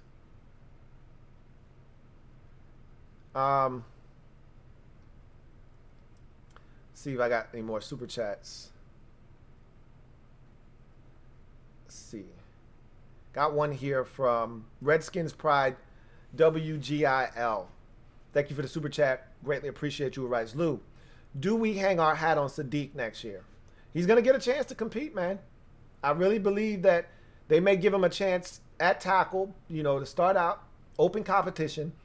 Rivera says one of the things he regretted last year was not having enough open competitions, but the lack of camp and resources and time and games in the preseason, or no preseason at all, really, kind of stunted the growth of any real competition. I think he's going to be all about competition this year, and that might even include the quarterback position as well, depending on how things go, obviously. But I think Sadiq's going to get an opportunity at tackle, and if not at tackle, at guard, at left guard. John Livingston, my man JL Smooth. Double up. Thank you for doubling up, JL Smooth. Greatly appreciate you. My man John Livingston writes, I'll concede the Eagles, the anomaly, but wasn't that the year Wentz was playing at an MVP level before getting injured? Yes, it was the year. He says, no doubt that BD Nick played his ass off, but who else in the past 15 years has won a ship without an elite quarterback? Not many teams, but you got to remember that a lot of the same teams go to the Super Bowl. And now in the NFC, there's been, parity. There hasn't been the same teams over and over again. But in the AFC, it's been Brady that's been able to dominate that side of the bracket and stop some teams with mediocre quarterbacks or teams with guys that you might not have, thought belonged in the Super Bowl from getting there. Now, I can talk about a few instances where an elite defense carried a team with a quarterback that had no business there. San Francisco in 19, Philadelphia in 17. And yes, you are correct. Wentz was playing at an MVP level, but he got hurt. And if Nick didn't come in playing his balls off, they wouldn't have made it to the Super Bowl. But they also had a defense that was capable of giving them every opportunity to win. There were games when Nick first came in the regular season where he wasn't all that great. I could think of a Monday night game against the Raiders where Nick wasn't great, but the defense made enough plays and they won that football game. As I've mentioned already, Niners in 19, Eagles in 17. How about the Broncos in 15? What about that? Peyton Manning was past trash by the time we got to the playoffs. He was worse than Drew Brees was in his final game where Drew Brees could barely throw the ball 15 yards down the field. Manning was absolute trash. He was a shell of himself by the time we got to the Super Bowl. I mean, that entire run, he was literally a passenger. They were dragging his ass like a dead carcass along for the ride in that Super Bowl run in 2015. Okay? I'm thinking about all the other Super Bowls. Obviously, it's a bunch of Brady Super Bowls. I mean, how about Jared Goff? I mean, the offense in L.A. it was L.A. then. They were really good that season, but still Jared Goff. Nobody thinks he's an elite quarterback by any stretch of the imagination. They got to the Super Bowl with a really good defense. It isn't as good as it is now, but it was a really good defense. And Jared Goff got him there. So you could throw them in there in 2018, the Rams. Let's see. You got Matt Ryan in 16. In 2015, you had that was the Panthers and the Broncos. 2014 was Brady and who was 14? That was that Brady again? Anytime I can't remember who was in the Super Bowl, it's usually, I already talked about that. That was Seattle Super Bowl. I always forget that one, even though it was a hell of a game. That was the Seattle Super Bowl. 13 was the Broncos and the Seahawks. And again, that was Russell Wilson before he was Russell Wilson. He was good already, don't get me wrong, okay? But he wasn't elite in 2013. That was more of an elite defense. Historically, one of the best defenses we've ever seen, mind you, in 2013 when they won the Super Bowl and destroyed the Denver Broncos. 2012, Ravens and 49ers. Colin Kaepernick. I mean, do I need to go on? I mean, how many quarterbacks? That was Joe Flacco versus Colin Kaepernick. Two elite, and the Ravens were far from elite defensively in that season. So I don't even want to bring them up. The 49ers were elite defensively then, not the Ravens. But I digress. You see where I'm going with this. You can win with average, above average. It can't be just average. Above average quarterback play. And you got to have an elite defense or something close to one. So there you have it. Now, you say win. Now, that's the key term. Because you can get there. Winning is a totally different thing. But I just want a chance. And every one of those teams I just mentioned that didn't win the chip, at least they had a chance. They got there. That's half the battle. San Francisco in 2012, they didn't win it, but they got there. In 2013, Seattle got there and they won it. In 2014, they got there again. They didn't win it. They should have. In 2015, Denver, again, I don't know how the hell they beat Brady and they beat Cam Newton in an offense that was just a buzzsaw through everybody, but they did it with elite defense and a quarterback that could barely throw a damn football in 15. 16, you had two really good quarterbacks. 17, you had Nicholas Foles in the Philadelphia Eagles. All right, in 18, you had Jared Goff in the Los Angeles Rams. In 19, you had Jimmy Garoppolo in an elite 49ers defense. So you see, the track record is there. It's there. John Livingston, thank you for your third super chat. Really appreciate you. Greatly appreciate you tripling up. JL Smooth, who writes, and I know you're going to say Joe Flacco, which I brought him up, but that wasn't an elite defense. And I agree, but at the same time, he was in the conversation as elite. What a time to be alive.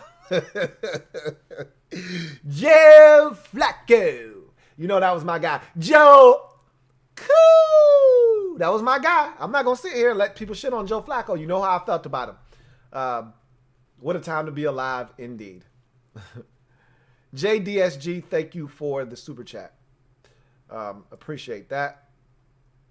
Clumsy Jedi 26, thank you for the super chat. Greatly appreciate you. Clumsy Jedi 26 writes, I like Mac Jones in the second round. Any thoughts? I'd love to have him in the second round. I don't think he's going to make it to the second round at 51. Okay. He may not get drafted in the first round. But we know how it is with these quarterbacks. If you really like a guy, you draft him at the back end of the first round. Even if that means coming back up into the tail end of the first round. All you're doing is you're taking the second round pick that you were going to spend on that guy, and you're giving that up, and you might have to give up a second rounder next year. Okay. If you really truly believe in that guy, you go back into the first round and you get him so you get the fifth-year option.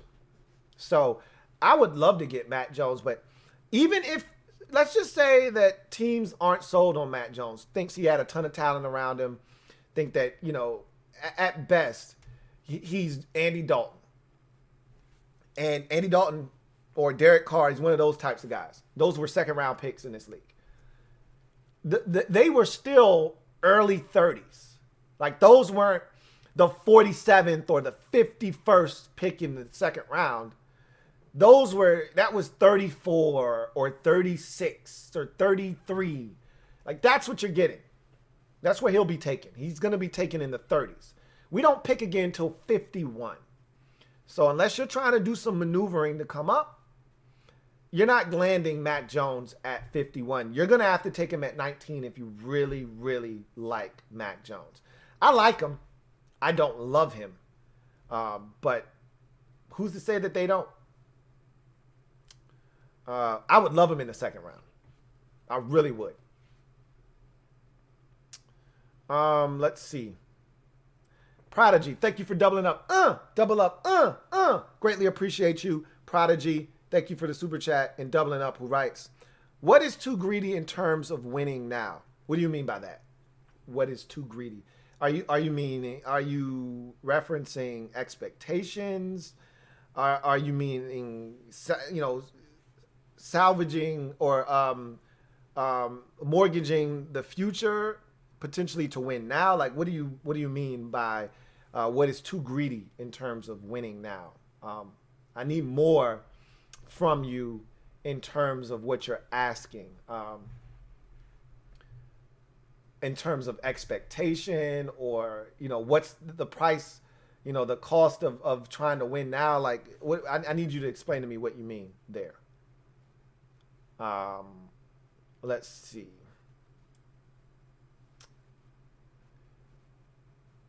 Martin Matthews, thank you for tripling up. Greatly appreciate you. Double M might even be here with 4. Really appreciate you either way. My man Martin Matthews writes, hey, Louie, if Kellen Mond falls to us, do you take him? No, I can't stand Kellen Mond. He stinks. I'm not a Kellen Mond fan. I don't like his game. I don't think Kellen Mond is worthy of a first or a second round pick. You want to pick Kellen Mond. Now, he's the definition, and we had this discussion, I want to say on my podcast yesterday, about developmental quarterbacks. It might have been on Monday's show. It could have been on Wednesday's show. But he's, to me, the true definition of a developmental quarterback. A guy that you take in the 4th, 5th round, and you tinker with, some of his mechanics, and you get him. To me, he's no better than Brett. He's Brett Hundley. A guy that, not a starter by any stretch of the imagination in this league. If he gets an opportunity, he'll show you very quickly that he's not a starter. But he could probably last in this league as somebody's backup, depending on how he retains information, and if he's a likable guy, he might be somebody's backup quarterback for some years and hang around like Hundley has done. But he's nobody's starting quarterback. Damn sure ain't a franchise dude, that's for sure. I don't want any parts of Kellen Mond. Thank you for that super chat. Let's see. Got another super chat. This one is from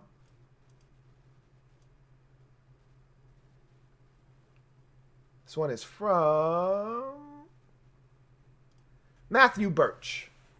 Thank you for the super chat, Matthew Birch.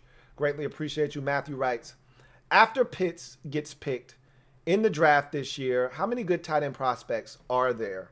Again, I haven't analyzed the position quite yet. I can tell you this. There are 2 more guys that are highly rated in this draft. I don't know if either of them are worthy of a first-round selection. There's the Penn State kid, and then there's the Miami tight end, Brevin Jordan. So those are the 2 guys. Let me tell you the Penn State tight end's name. It was just off in my head, and I forgot his name already. Tell you what his name is. Pat Fryermuth is his name. Those are 2 guys. I think they're going to be some intriguing tight ends. I can't wait to watch them. I can't tell you how good any of these guys are outside of the top 3. I watched a ton of Pat Fryermuth at Penn State. Know what he's about. If I had to give you a quick comp, and this could change, obviously, when I get to the tape, I might come up with something else. But if I had to give you a comp, I would tell you he reminds me a lot of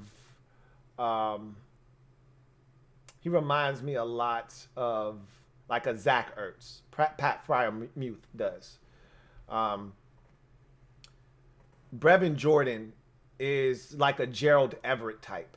He's not as long. Gerald Everett is like 6'5", but he's one of those types of athletes at Miami. So those are guys that are intriguing. But again, I got film work to do on them. But I don't think either one of those guys goes in the first round. I think Kyle Pitts is probably your only first-round tight end, more likely than not. But I think those next 2 guys probably go in the second round. Wouldn't shock me if one of them went late in the first round. But I think it's 1 tight end and done in the first round this year.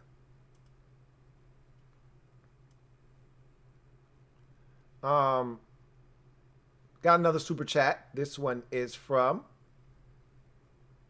Ishmael Benitez. Thank you for the super chat, Ishmael Benitez, who writes, did you see Cameron Curl had similar stats to Sean Taylor's rookie year? I know Taylor had a way better ability to play the ball in coverage. Rip 21. No, I didn't see any of that. Yeah, you're right. Like, the two aren't even comparable in terms of athletic exploits. Cameron Curl is a bigger dude. He's like 6'2", but he's not the physical freak that Sean Taylor was. You know, Sean Taylor was 6'3". Sean Taylor was probably 6'2" as well. You know, we exaggerate his size and all of that stuff because as the years pass, he becomes an urban legend. He was like 6'2", 220, you know, somewhere in that ballpark.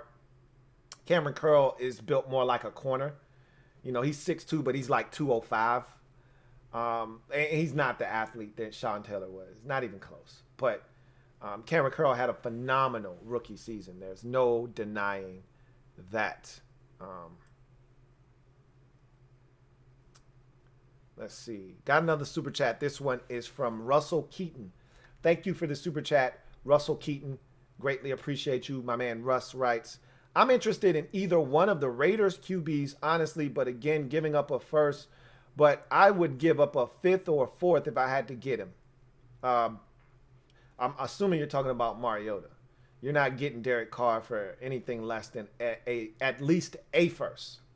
Derek Carr is worth a first round pick. He's not worth multiple first round picks. That's where you have to draw the line there.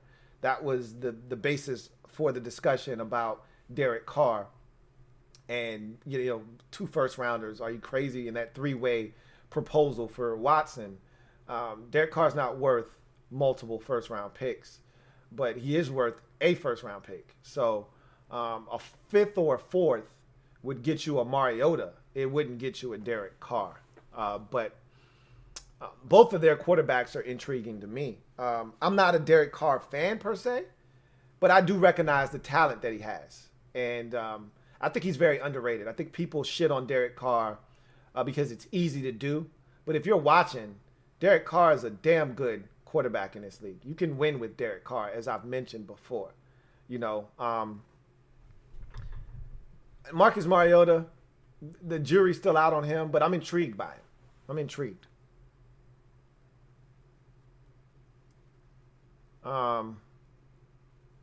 Thank you for the super chat, John Stevenson. Greatly appreciate you. Got another super chat here from Martin Matthews. My man, Double M, thank you for your 4th or 5th of the night. Really appreciate you. Double M, Martin Matthews writes, hey, Louie, you missed one. The Ravens QB was straight garbage the entire year with Trent Dilfer, but they had the #1 defense, just won about every category, and they won the big one. I didn't want to go back that far. You're talking about the 2000 Ravens. I didn't want to go back that far because the rules defensively were different. You know, once you get past the 04 Patriots that mugged the Indianapolis Colts and Peyton Manning for the last time, the NFL changed the rules in 05 with the illegal contact and, contact down the field 5 yards and all that stuff.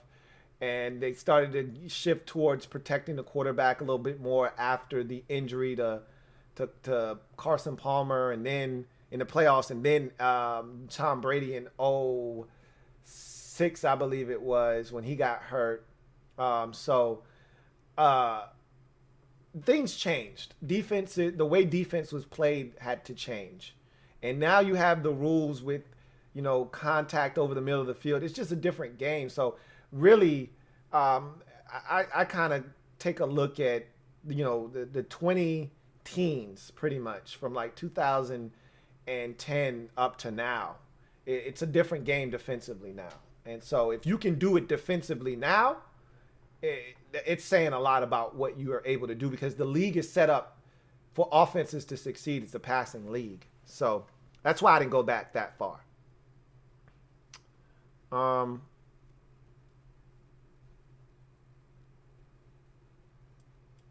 Okay, so Prodigy says, in terms of mortgaging the future, What is the price to pay for winning? Okay, I can get with that. So let's talk about that one. Let's go back to your comment before we get to Ishmael Benitez's super chat. So Prodigy had asked, what's too much of a price essentially for what's too much of a price for winning now? Honestly, I've already stated this.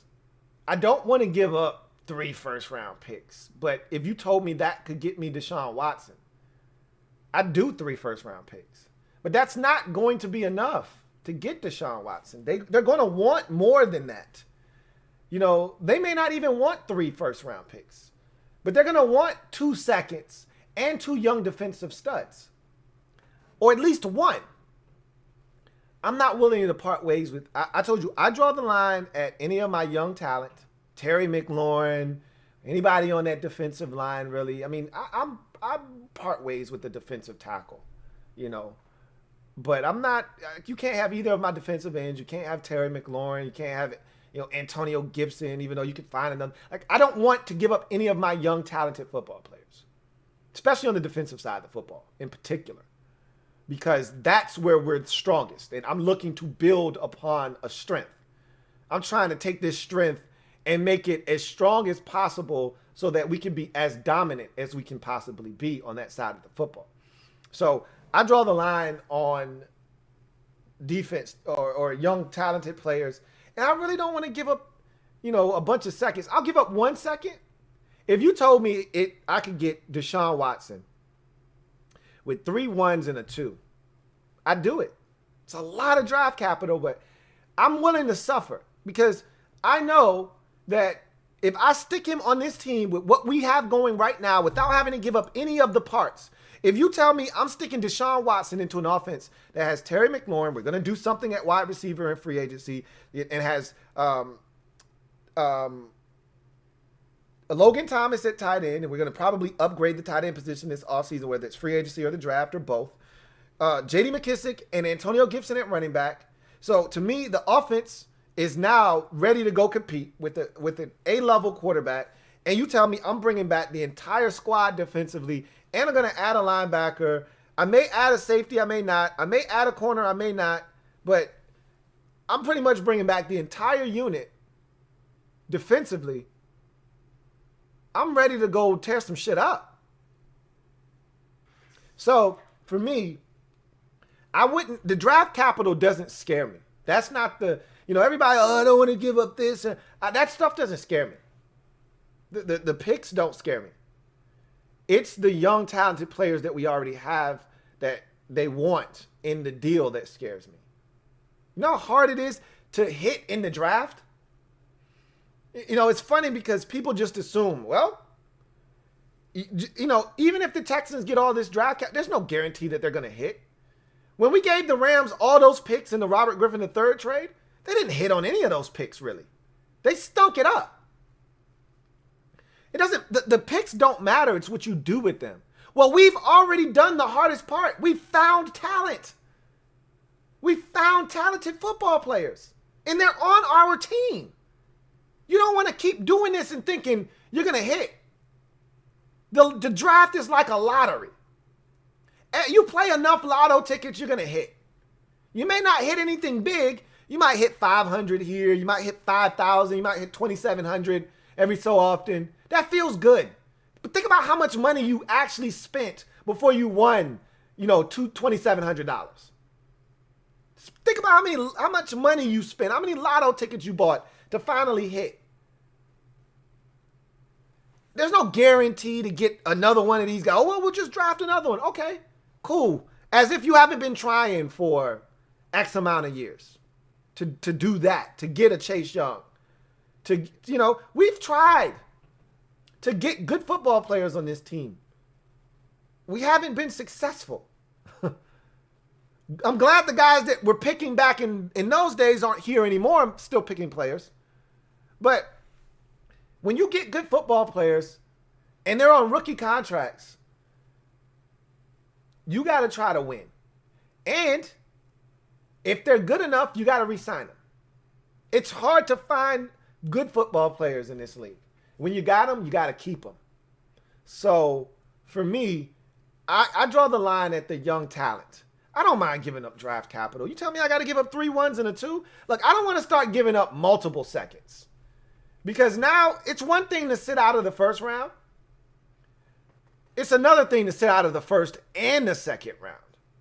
Now that third round pick becomes imperative that you hit. And we're talking about, we're talking about hitting on a third round pick. You know how hard it is to do that? To be sure that you got the right guy in the third round? Because you don't have a first or a second? For the next 2 seasons? Think about that. If you give up 2 1s and 2 2s in each of the next 2 drafts, you don't got a first or a second in this year's draft. You don't have a first and a second in next year's draft. You don't get to get back into the game until 2023 in the first or second round.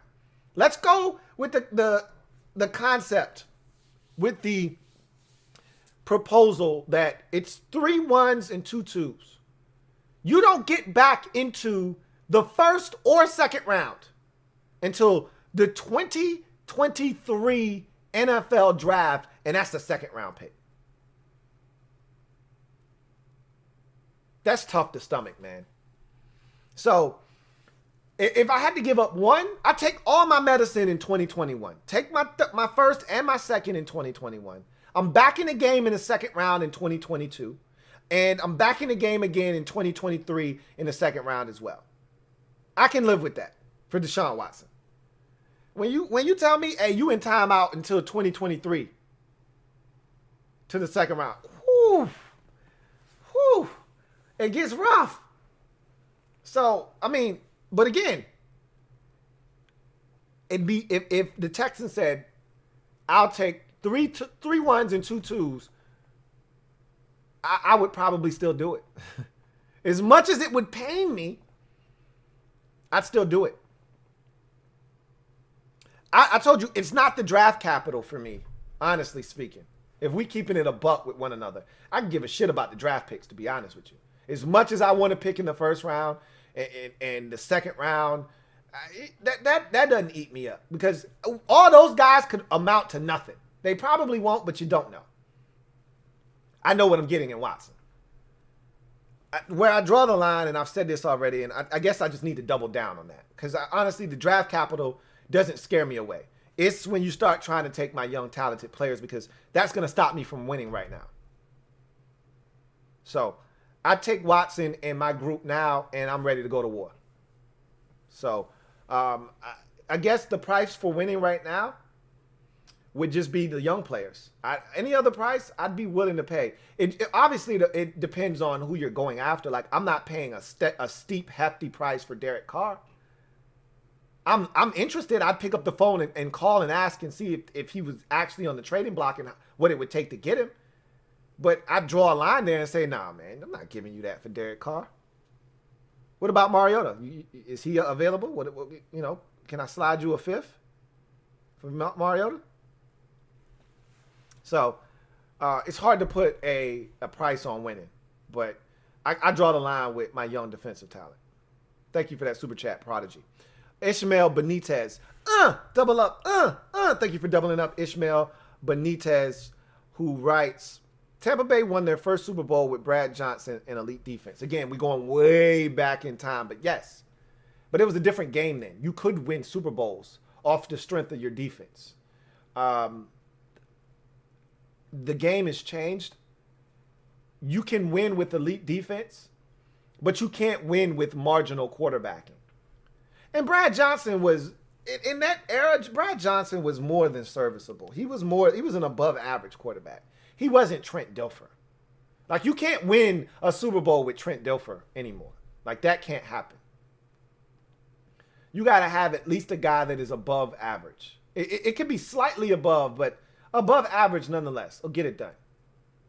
Alex Smith is an average quarterback, man. Tyrod Taylor is below average. He's below average. You want to win a Super Bowl, I don't think you're winning it with Alex Smith. A healthy Alex Smith. I don't think you're winning it with Alex Smith. I don't. Alex Smith will win you a bunch of games. He'll win you a shit ton of games. I don't know if you're winning a Super Bowl with Alex Smith, though. He's, to me, as close as you can get in terms of quarterback play. A healthy Alex Smith is as close as you can get. And I'm talking pre-injury Alex, not post. To winning a Super Bowl without being an above-average quarterback. I think, like, he's the Mendoza line for me. Like, anybody under Alex Smith, you're below average. Anybody above him, and you're above average, and you can win a Super Bowl with that guy. And I would put Alex Smith, when he was healthy, I guess I would have to find a new quarterback to make my Mendoza line in the league. But I think there are a couple of guys. If I sat down, I could probably figure out who that guy is right now. Anyway, I digress. JDSG. Got another super chat from JDSG, who writes, Washington, thank you for the super chat. And matter of fact, double up, thank you for doubling up, JDSG. Greatly appreciate you. My man JDSG writes, Washington has Taylor, a.k.a. Shane Falco. We are set. I would love to see him get a chance. I really would. I am afraid of his fragile state in terms of his size and the way he plays the game running around. I don't know if he can last, but I damn sure would like to see him get an opportunity. But it doesn't seem like that's going to happen. It really doesn't. But we'll see. I wouldn't bank on it happening. Thank you for the super chat, Will Morris. Greatly appreciate you, Will Morris. Got another super chat here from John Livingston, my man, JL Smooth. Greatly appreciate you as always. Thank you for your 6th super chat, my man JL Smooth writes. Yes, 20 years ago, you could win with an average to above average QB. Today, it's extremely difficult just with the way the game has evolved. I still think you can win with above average. You can win a Super Bowl with Kirk Cousins. I know a lot of Washington fans don't want to hear that. You drop Kirk Cousins into this football team with this defense, and we would have had a shot this year to win the Super Bowl. I believe that. With the way that this defense was playing, we probably didn't have enough stuff offensively, enough talent offensively. But you put a couple more pieces on offense, and you give us a Kirk Cousins, you give us a Derek Carr. Are you kidding me? You can do some damage. And those are above average quarterbacks. They're not elite. Far from it. But they can get the job done, man. Derek Carr had his best year of his career this year. Kirk Cousins, if not his best year, damn near close this year. Okay? You can win with guys like that. You can win a Super Bowl with guys like that. What you can't do is you can't win a Super Bowl with Tyrod Taylor. You know, you can't win a Super Bowl with Daniel Jones. Not with the way he was playing. You know, you can't win a Super Bowl with trying to think of some more quarterbacks that are pretty much average to below average at this point of their careers. I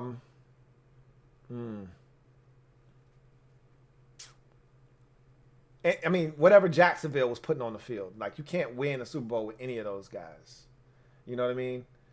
You can't win a Super Bowl with, I'm not sure you can even, I think you can win a Super Bowl with Ryan Tannehill, but you got to have elite defense. You got to have elite defense. You can win a Super Bowl with Ryan Tannehill. With the way he's playing, you got to have an elite defense, though. So, again, that's where that comes into play. Will Morris, thank you for doubling up. Double up. Thank you for doubling up, Will Morris. Greatly appreciate you. My man Will Morris writes, just joining, so apologies if it's already been discussed. What are your thoughts on Teddy? Cheaper option and competent. I've already said this. If you're going to go the Teddy Bridgewater route, what's the difference between Teddy Bridgewater and Kyle Allen? I can give you the answer. There isn't one. The only difference is Teddy Bridgewater was drafted in the first round. Kyle Allen wasn't drafted at all. Like, if you're going to do that, if you're going to go out and get a game manager, you might as well start Kyle Allen. Like, my whole thing has been, if you're not truly going to upgrade the position with one of two things, either you're banking on upside, and that means you're trading for Sam Darnold or you're trading for Drew Lock or somebody like that, or you're trading for a known commodity that is a clear upgrade. That means you're trading for Deshaun Watson, or you're trading for Derek Carr, or you're going after Dak Prescott in free agency, or something along those lines. It needs to be a clear upgrade. You can't be going out and getting a guy that is on par with what you already have. That doesn't make any sense to me. You can win games with Teddy Bridgewater at quarterback. He's proven that. That's why I call him the Black Alex Smith. Because you can win games. Teddy Bridgewater can manage the game. That's how he went undefeated with the Saints. Okay, 2 years ago. He can manage the game. And if your defense is elite, and the Saints were elite defensively, you can win some ball games. But when it comes time for Teddy to go out and win you a game or play just at that level that it's going to take with the defense accompanying him, maybe the defense, and this is why you kind of have an above average quarterback. Because when you got an average quarterback, just an average to below average, the defense has to be on their A game every single week for you to win. Any slip-ups by the defense, they have an off day, and you're probably going to lose, because if it comes down to your average to below average quarterback against the other team's quarterback and his ability to outduel your guy, you're probably going to lose. That's why the 49ers lost the Super Bowl. Because for 3.5 quarters, they were elite. And in the final 7 minutes of the game, they fell the hell apart defensively. And they needed their quarterback to be above average to be able to make the plays that were there in that moment. Emmanuel Sanders streaking down the middle of the field for either a touchdown to take the lead or down inside the 10-yard line, and he missed it. You need your above. Ryan Tannehill makes that throw. Kirk Cousins makes that throw. Derek Carr makes that throw. You need the above average quarterback to be able to win you a game when the defense doesn't have its fastball. Elite quarterbacks can carry you in any given game. The guys that are on that next tier down, they may not be able to carry you every single week, but if your defense has an off game, they can carry the load. The guys on that tier after that, the average guys, they can't. They can't. They need the defense to play at a very high level for them to have a chance. So Teddy is in that average category. He's Black Alex Smith. And so Black Alex Smith can go on the road and help you beat Pittsburgh. Black Alex Smith can help you beat the Cowboys on Thanksgiving. Black Alex Smith can help you survive the Cincinnati Bengals without Joe Burrow in the second half. Black Alex Smith can take you on the road and help you beat the Nick Mullins-led San Francisco 49ers. Hell, Black Alex Smith might even be able to help you beat Seattle at home. A lackluster Seahawks offense. But what Black Alex Smith is not going to do is outduel Tom Brady in the playoffs. What Black Alex Smith isn't going to do the following week is then go on the road to Green Bay and outduel Aaron Rodgers. What Black Alex Smith isn't going to do is in the NFC Championship game or at New Orleans go and beat an elite Saints defense that had to have the defense step up. Because that's the reason the Buccaneers won, is because Brady wasn't sharp. The defense stepped up and got them that victory. But then the defense, it was okay against Green Bay. But they needed Tom Brady to be Tom Brady, and he was. That defense, if it's a lesser quarterback, the Green Bay Packers win last week. Yeah, Brady threw 3 interceptions. Brady also was outstanding in that game, okay? So, a lesser quarterback, and it's the Green Bay Packers and the Kansas City Chiefs. Anyhow, I said all of that to say this. No on Teddy Bridgewater. Oh, man. King of the North, thank you for the super chat and tripling up. Greatly appreciate you. King of the North, who writes, Niners had a mediocre QB, elite run game, and great D. Not sure we could replicate the run game, but that's definitely a route we could take to the Super Bowl. That's what I'm talking about right there. I don't think we can replicate the run game, but I think we have a good enough run game. I think we're serviceable enough in the run game that I think we can have a nice combination of throwing the football, running it. Offensively, I think we're good enough if we get the quarterback position to be consistent. If this defense shows up like the 49ers defense did in 2019, I think we could get to a point where we could potentially do that. And that's all I'm saying. That's all I'm saying. And I get it. For those of you saying, well, that's not sustainable. You're right. It isn't. You saw what happened. A couple of injuries defensively, and look where the 49ers ended up. I get it. I understand how the game goes. But I'm not factoring that stuff in. Because if you're not healthy, you're not going to win anyway. I don't care how good you are. You gotta be healthy for the most part. So I'm just talking about if we're healthy, I like our chances, man. John Stevenson. Double up. Thank you for doubling up, John Stevenson. Greatly appreciate you. My man John Stevenson writes, what direction do you think we should go at QB? I'm leaning more towards us just bringing back Taylor Heineke and Kyle Allen to compete for the starting job and just draft a young QB late. Ron has already said that they have every intention of bringing back both of those guys. Remember, Kyle Allen and Taylor Heineke both are restricted free agents. They're free agents, but they're restricted, but nonetheless, they're free agents. Ron said that he said this on JP Finley's podcast, that he has every intention of bringing those guys back.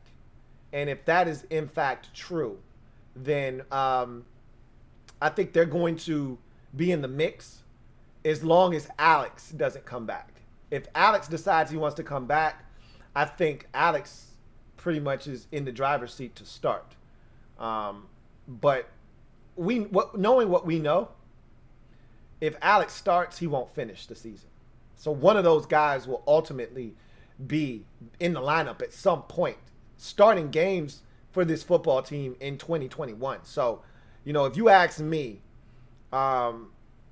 if we don't do anything at quarterback this offseason, at some point we're going to see either Kyle Allen or Taylor Heineke or both at some point. So, which I really would like to see those two guys get an opportunity personally.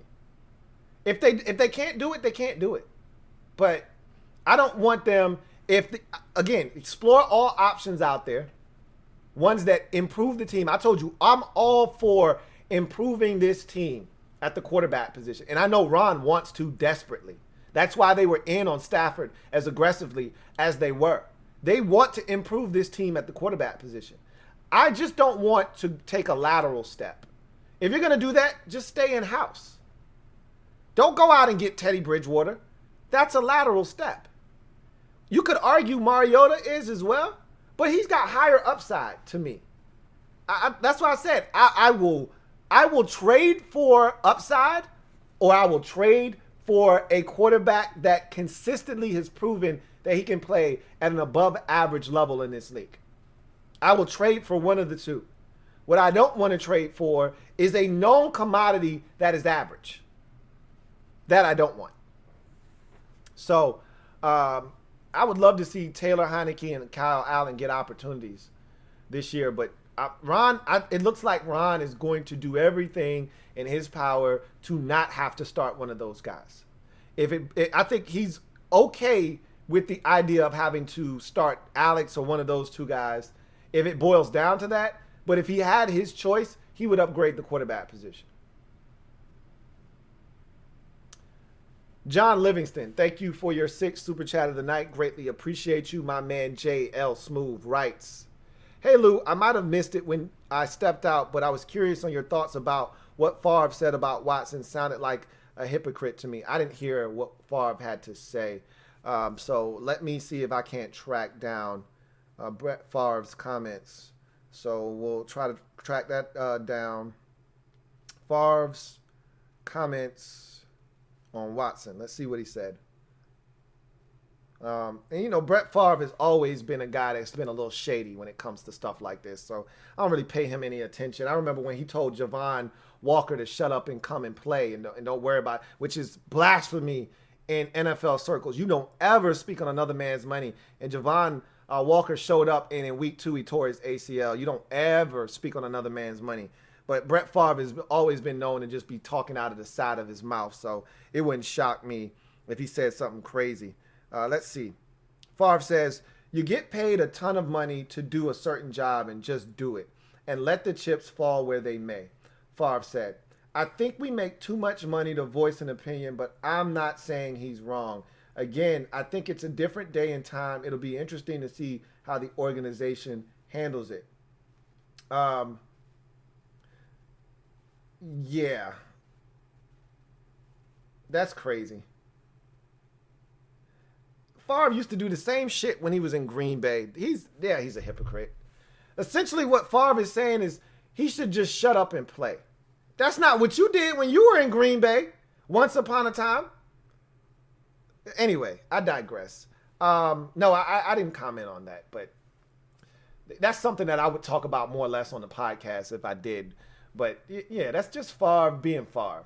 You know, he's decades removed from playing, or a decade or so removed from playing in the NFL. So he's at the point of his life where he can say whatever the hell he wants. He's removed. When he was playing, he used to do the same shit, man. So he's a hypocrite for sure. Definitely. Metaphor, thank you for the super chat. Greatly appreciate you. Metaphor writes, first of all, thank you for, I think that's your 4th of the night, Metaphor. Really appreciate you. Who writes, final answer, Apke, Bostic, and 2 1s for Watson. Ha, ha, ha. Very funny.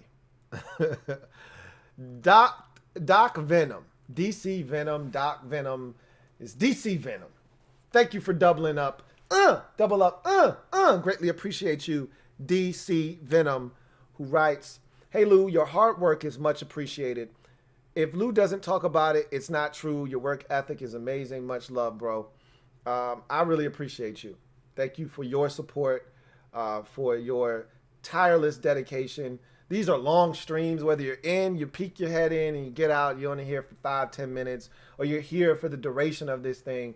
I can't thank you enough. You know, all the time that you guys pour into this channel and this brand, I can't begin to explain just how much that means to me. So thank you for all that you do for the Louie T Network and all of you guys out there and gals out there for that matter.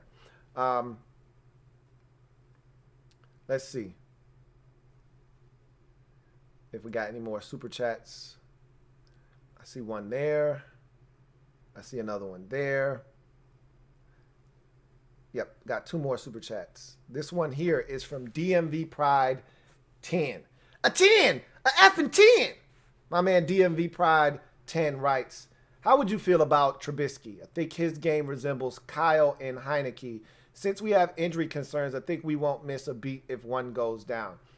You just pretty much hammered home my last point of that's a lateral step for me. If you're going to do that, you might as well start a guy that already knows the system, which is Heineke or Kyle Allen. Like, why would you go out and get Trubisky, who doesn't know this system, who hasn't proven himself to be consistent in this league? There may be slightly more upside with Trubisky than Heineke or Kyle Allen. That remains to be seen. But again, there's no definite upgrade there. If you're going to do that, you might as well just start Kyle Allen or Taylor Heineke, which is my point. Like, if you're not doing one of 2 things, if you're not trading for limitless upside, which that would be a Sam Darnold, that would be a Drew Lock if he were available in Denver, or someone along those lines. Even a Carson Wentz, if he were available in Philadelphia, and I don't think he is. Or you're trading for a consistent and a definite upgrade. A guy that we know, okay, I know what we're getting here. That's not what you're getting in Trubisky. Quite the opposite, actually. Let's see if we got another super chat. Yep, we got one here. Calvin Krim, double up, Thank you for doubling up, Calvin Krim. Greatly appreciate you. My man Calvin writes, Washington is 66-1 in terms of its Super Bowl odds next year. Waste of money? Nah, it's not. I mean, I would more so, I think it's a waste of money if we don't get a quarterback. You take those odds now because if we were to get Deshaun Watson, those odds would drastically change. If you were to get a Derek Carr, those odds would drastically change. If you get Dak Prescott, those odds would drastically change. So you want to get in, if you're going to bet, you want to get in now while the odds are where they're at. I would more so bet whatever it is to win the division. I bet you those odds are just as nasty and trifling as they were last year, where no one was giving us a shot. But I don't think you're out of pocket for slapping down $100 on a 66-1 odds to win the Super Bowl. I mean, what do you got to lose is $100. If you slap that down right now, that $100 is gone. You're not gonna miss it. It's gone in February.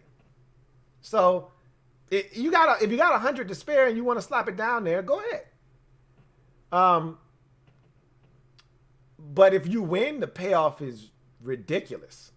So it could be a waste of money. You could be throwing away $100 or whatever you decide to put down, but why not? You know, if you believe in this defense, you know, I told you this NFC, the AFC is crazy, man. We took the team that's in the Super Bowl representing the NFC. We took them to the limit. We pushed them to the limit. You could legitimately say we had them on the ropes. We had a chance in that game to actually take the lead. And we didn't get it done. So we had our chances in that game. I'm not saying, I'm just saying. I don't think we're going to win the Super Bowl. So technically, with me making that statement, yes, it's a waste of money. But I don't think anybody thought we were going to win a division. I would much rather put my money on Washington winning the division than the Super Bowl. So let me just say that. Yes. Yes. If we're being technical, it is a waste of money. I don't think we're winning the Super Bowl next year. I would put some money down on winning the division, and I don't know what those odds are, but I guarantee you they're either second to last or dead last in the division in terms of odds to win the division. So probably put some money down there. Anyway, got a super chat here from John Livingston. Thank you for the super chat, your 7th of the night, JL Smooth. Really appreciate you. John Livingston writes, Hey Lou, I think it's time to settle the raging argument in the comments. Would you agree that right now Dak is the best quarterback in the NFC East? Still hate Dallas though. Hope they go 3-13 next year. Is this a real question? Who's better than Dak Prescott in the division? How is this even a debate? Who's even close? Who's even close? I mean, the assumption was Wentz was the best quarterback, and then it was Dak, and you could go either way, but it was neck and neck. Like, I thought Wentz was the best quarterback, and then I thought Dak was ascending upward, and then you just had, you know, Washington with Haskins and then Daniel Jones. And, you know, looking back on the argument now, it seems like we were foolish to think that Haskins was better than Daniel Jones.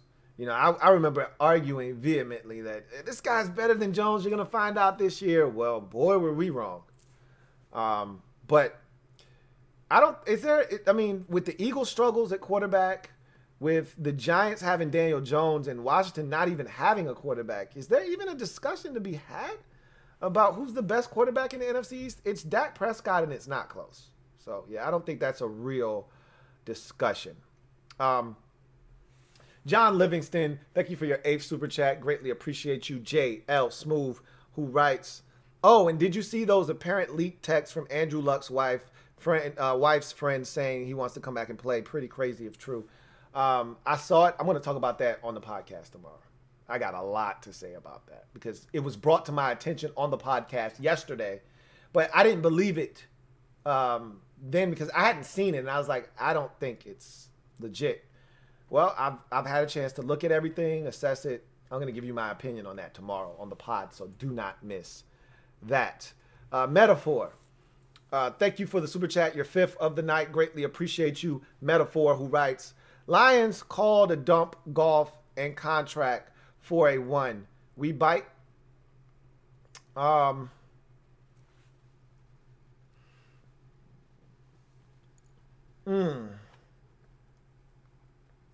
That's a toughie. I think they would bite on Jared Goff for just a 1. Yeah, the contract isn't ideal for Jared Goff. You can get a much worse contract. It really just all depends on how they view Jared Goff. Do they view him as an upgrade over what we currently have? I think if you look at his body of work and his track record, it would suggest that, yes, he is an upgrade. I mean, the guy played in the Super Bowl. And had a phenomenal year that year statistically. Let's look at his year in 2018. I bet you he threw over 30 touchdowns, and I think he had single-digit interceptions that year and probably threw for well over 4,000 yards that season. Let's take a look at Jared Goff's 2018 stats. 32-12 in 2018. So once Sean McVay got there, 28 touchdowns, 7 interceptions, 3,800 yards. The next year, they go to the Super Bowl. They win the division in 2017. 2018, 4,688 yards, so pretty much 4,700 yards, 32 touchdowns, 12 interceptions. That's an excellent season. You'll take that every day of the week. 2019, 4,638 yards, so again, right around that 4,700 yard plateau. 22 touchdowns, 16 interceptions. That's a little too close to a 1-to-1 ratio, touchdown to interception. And in this year, 3,952 yards passing, 20 touchdowns, 13 interceptions. So again, the touchdown to interception ratio, that gap is a little too close. And the yardage took a significant drop this season as well. Still, that's better than anything we're putting out on the football field. So the turnovers are a concern, but if you feel like you can clean that up or you can put him in better positions to where he's not making those mistakes, I think they would view Jared Goff as an upgrade. So would I, personally. So a 1, yeah, I think they would do it. I think they would be intrigued by Jared Goff. Again, those numbers aren't disgusting enough to scare you away. And I think if I've heard right, you can get out of that contract after 2 years. It has an exit ramp after 2 years. So if you're not really satisfied with what you've gotten from him at that point, you could then move on. But I don't know if they're going to do that or not. We'll see. I don't think they're going to make him available, personally. I think the Lions are going to use him to try to help them be relevant while they're still trying to rebuild. Got another super chat here from Ishmael Benitez. Thank you for tripling up, Ishmael. Greatly appreciate you, my man Ishmael writes. When y'all doing the 4-way live stream with Bad Dog and the other guys, Philly guy was looking like Raekwon from Wu-Tang. I don't know when we're doing that again. We will do it at some point, though. We will definitely get the gang back together, and we'll talk about it. So we'll see what happens. But trust me, that'll happen again for sure. But I don't think it's going to happen prior to the draft. Maybe it does. Maybe we get together to talk about the draft. But I think if it does take place, it'll probably be sometime after the draft. So, in any event, you say he looks like Raekwon. Thank you guys for the super chats. I've pretty much gotten to everything I wanted to get to tonight. I put out a video about the GMs, and so I've talked about that. We'll talk more about that next week. I'm going to turn the attention to free agency because the Super Bowl will be in the rearview mirror, and that will be the next big event. So we're going to turn our attention to free agency and really start to rev up that engine. And also next week, we will be debuting a Draft Prospects 101 series. So be on the lookout for that as well. But in any event, that's going to do it for me, your man, Louie T. I thank you guys for joining me on this show. Look forward to chopping it up with you guys in the near future. I'll be live tomorrow for the 137th installment of the Louie T Network podcast. So hopefully you will join me for that. I will cut up the best parts of that and repost those. I will be live for the Super Bowl after its conclusion. Bucks Chiefs should be a dandy of a game. And then we'll be back next week for the podcast and all of that good jazz. So with that said, I'm going to go ahead and glide to the side and allow you to enjoy the rest of your night. I can't thank you guys enough for joining me. Remember, I am a Washington football fan, etched in burgundy and gold. My Washington spirit will never die. Washington spirit will never fold until we meet again. Hail to our beloved Washington football team. Until the next time, I'm your man, Louie T, saying thank you guys for joining me. God bless and good night. LouieTeeNetwork.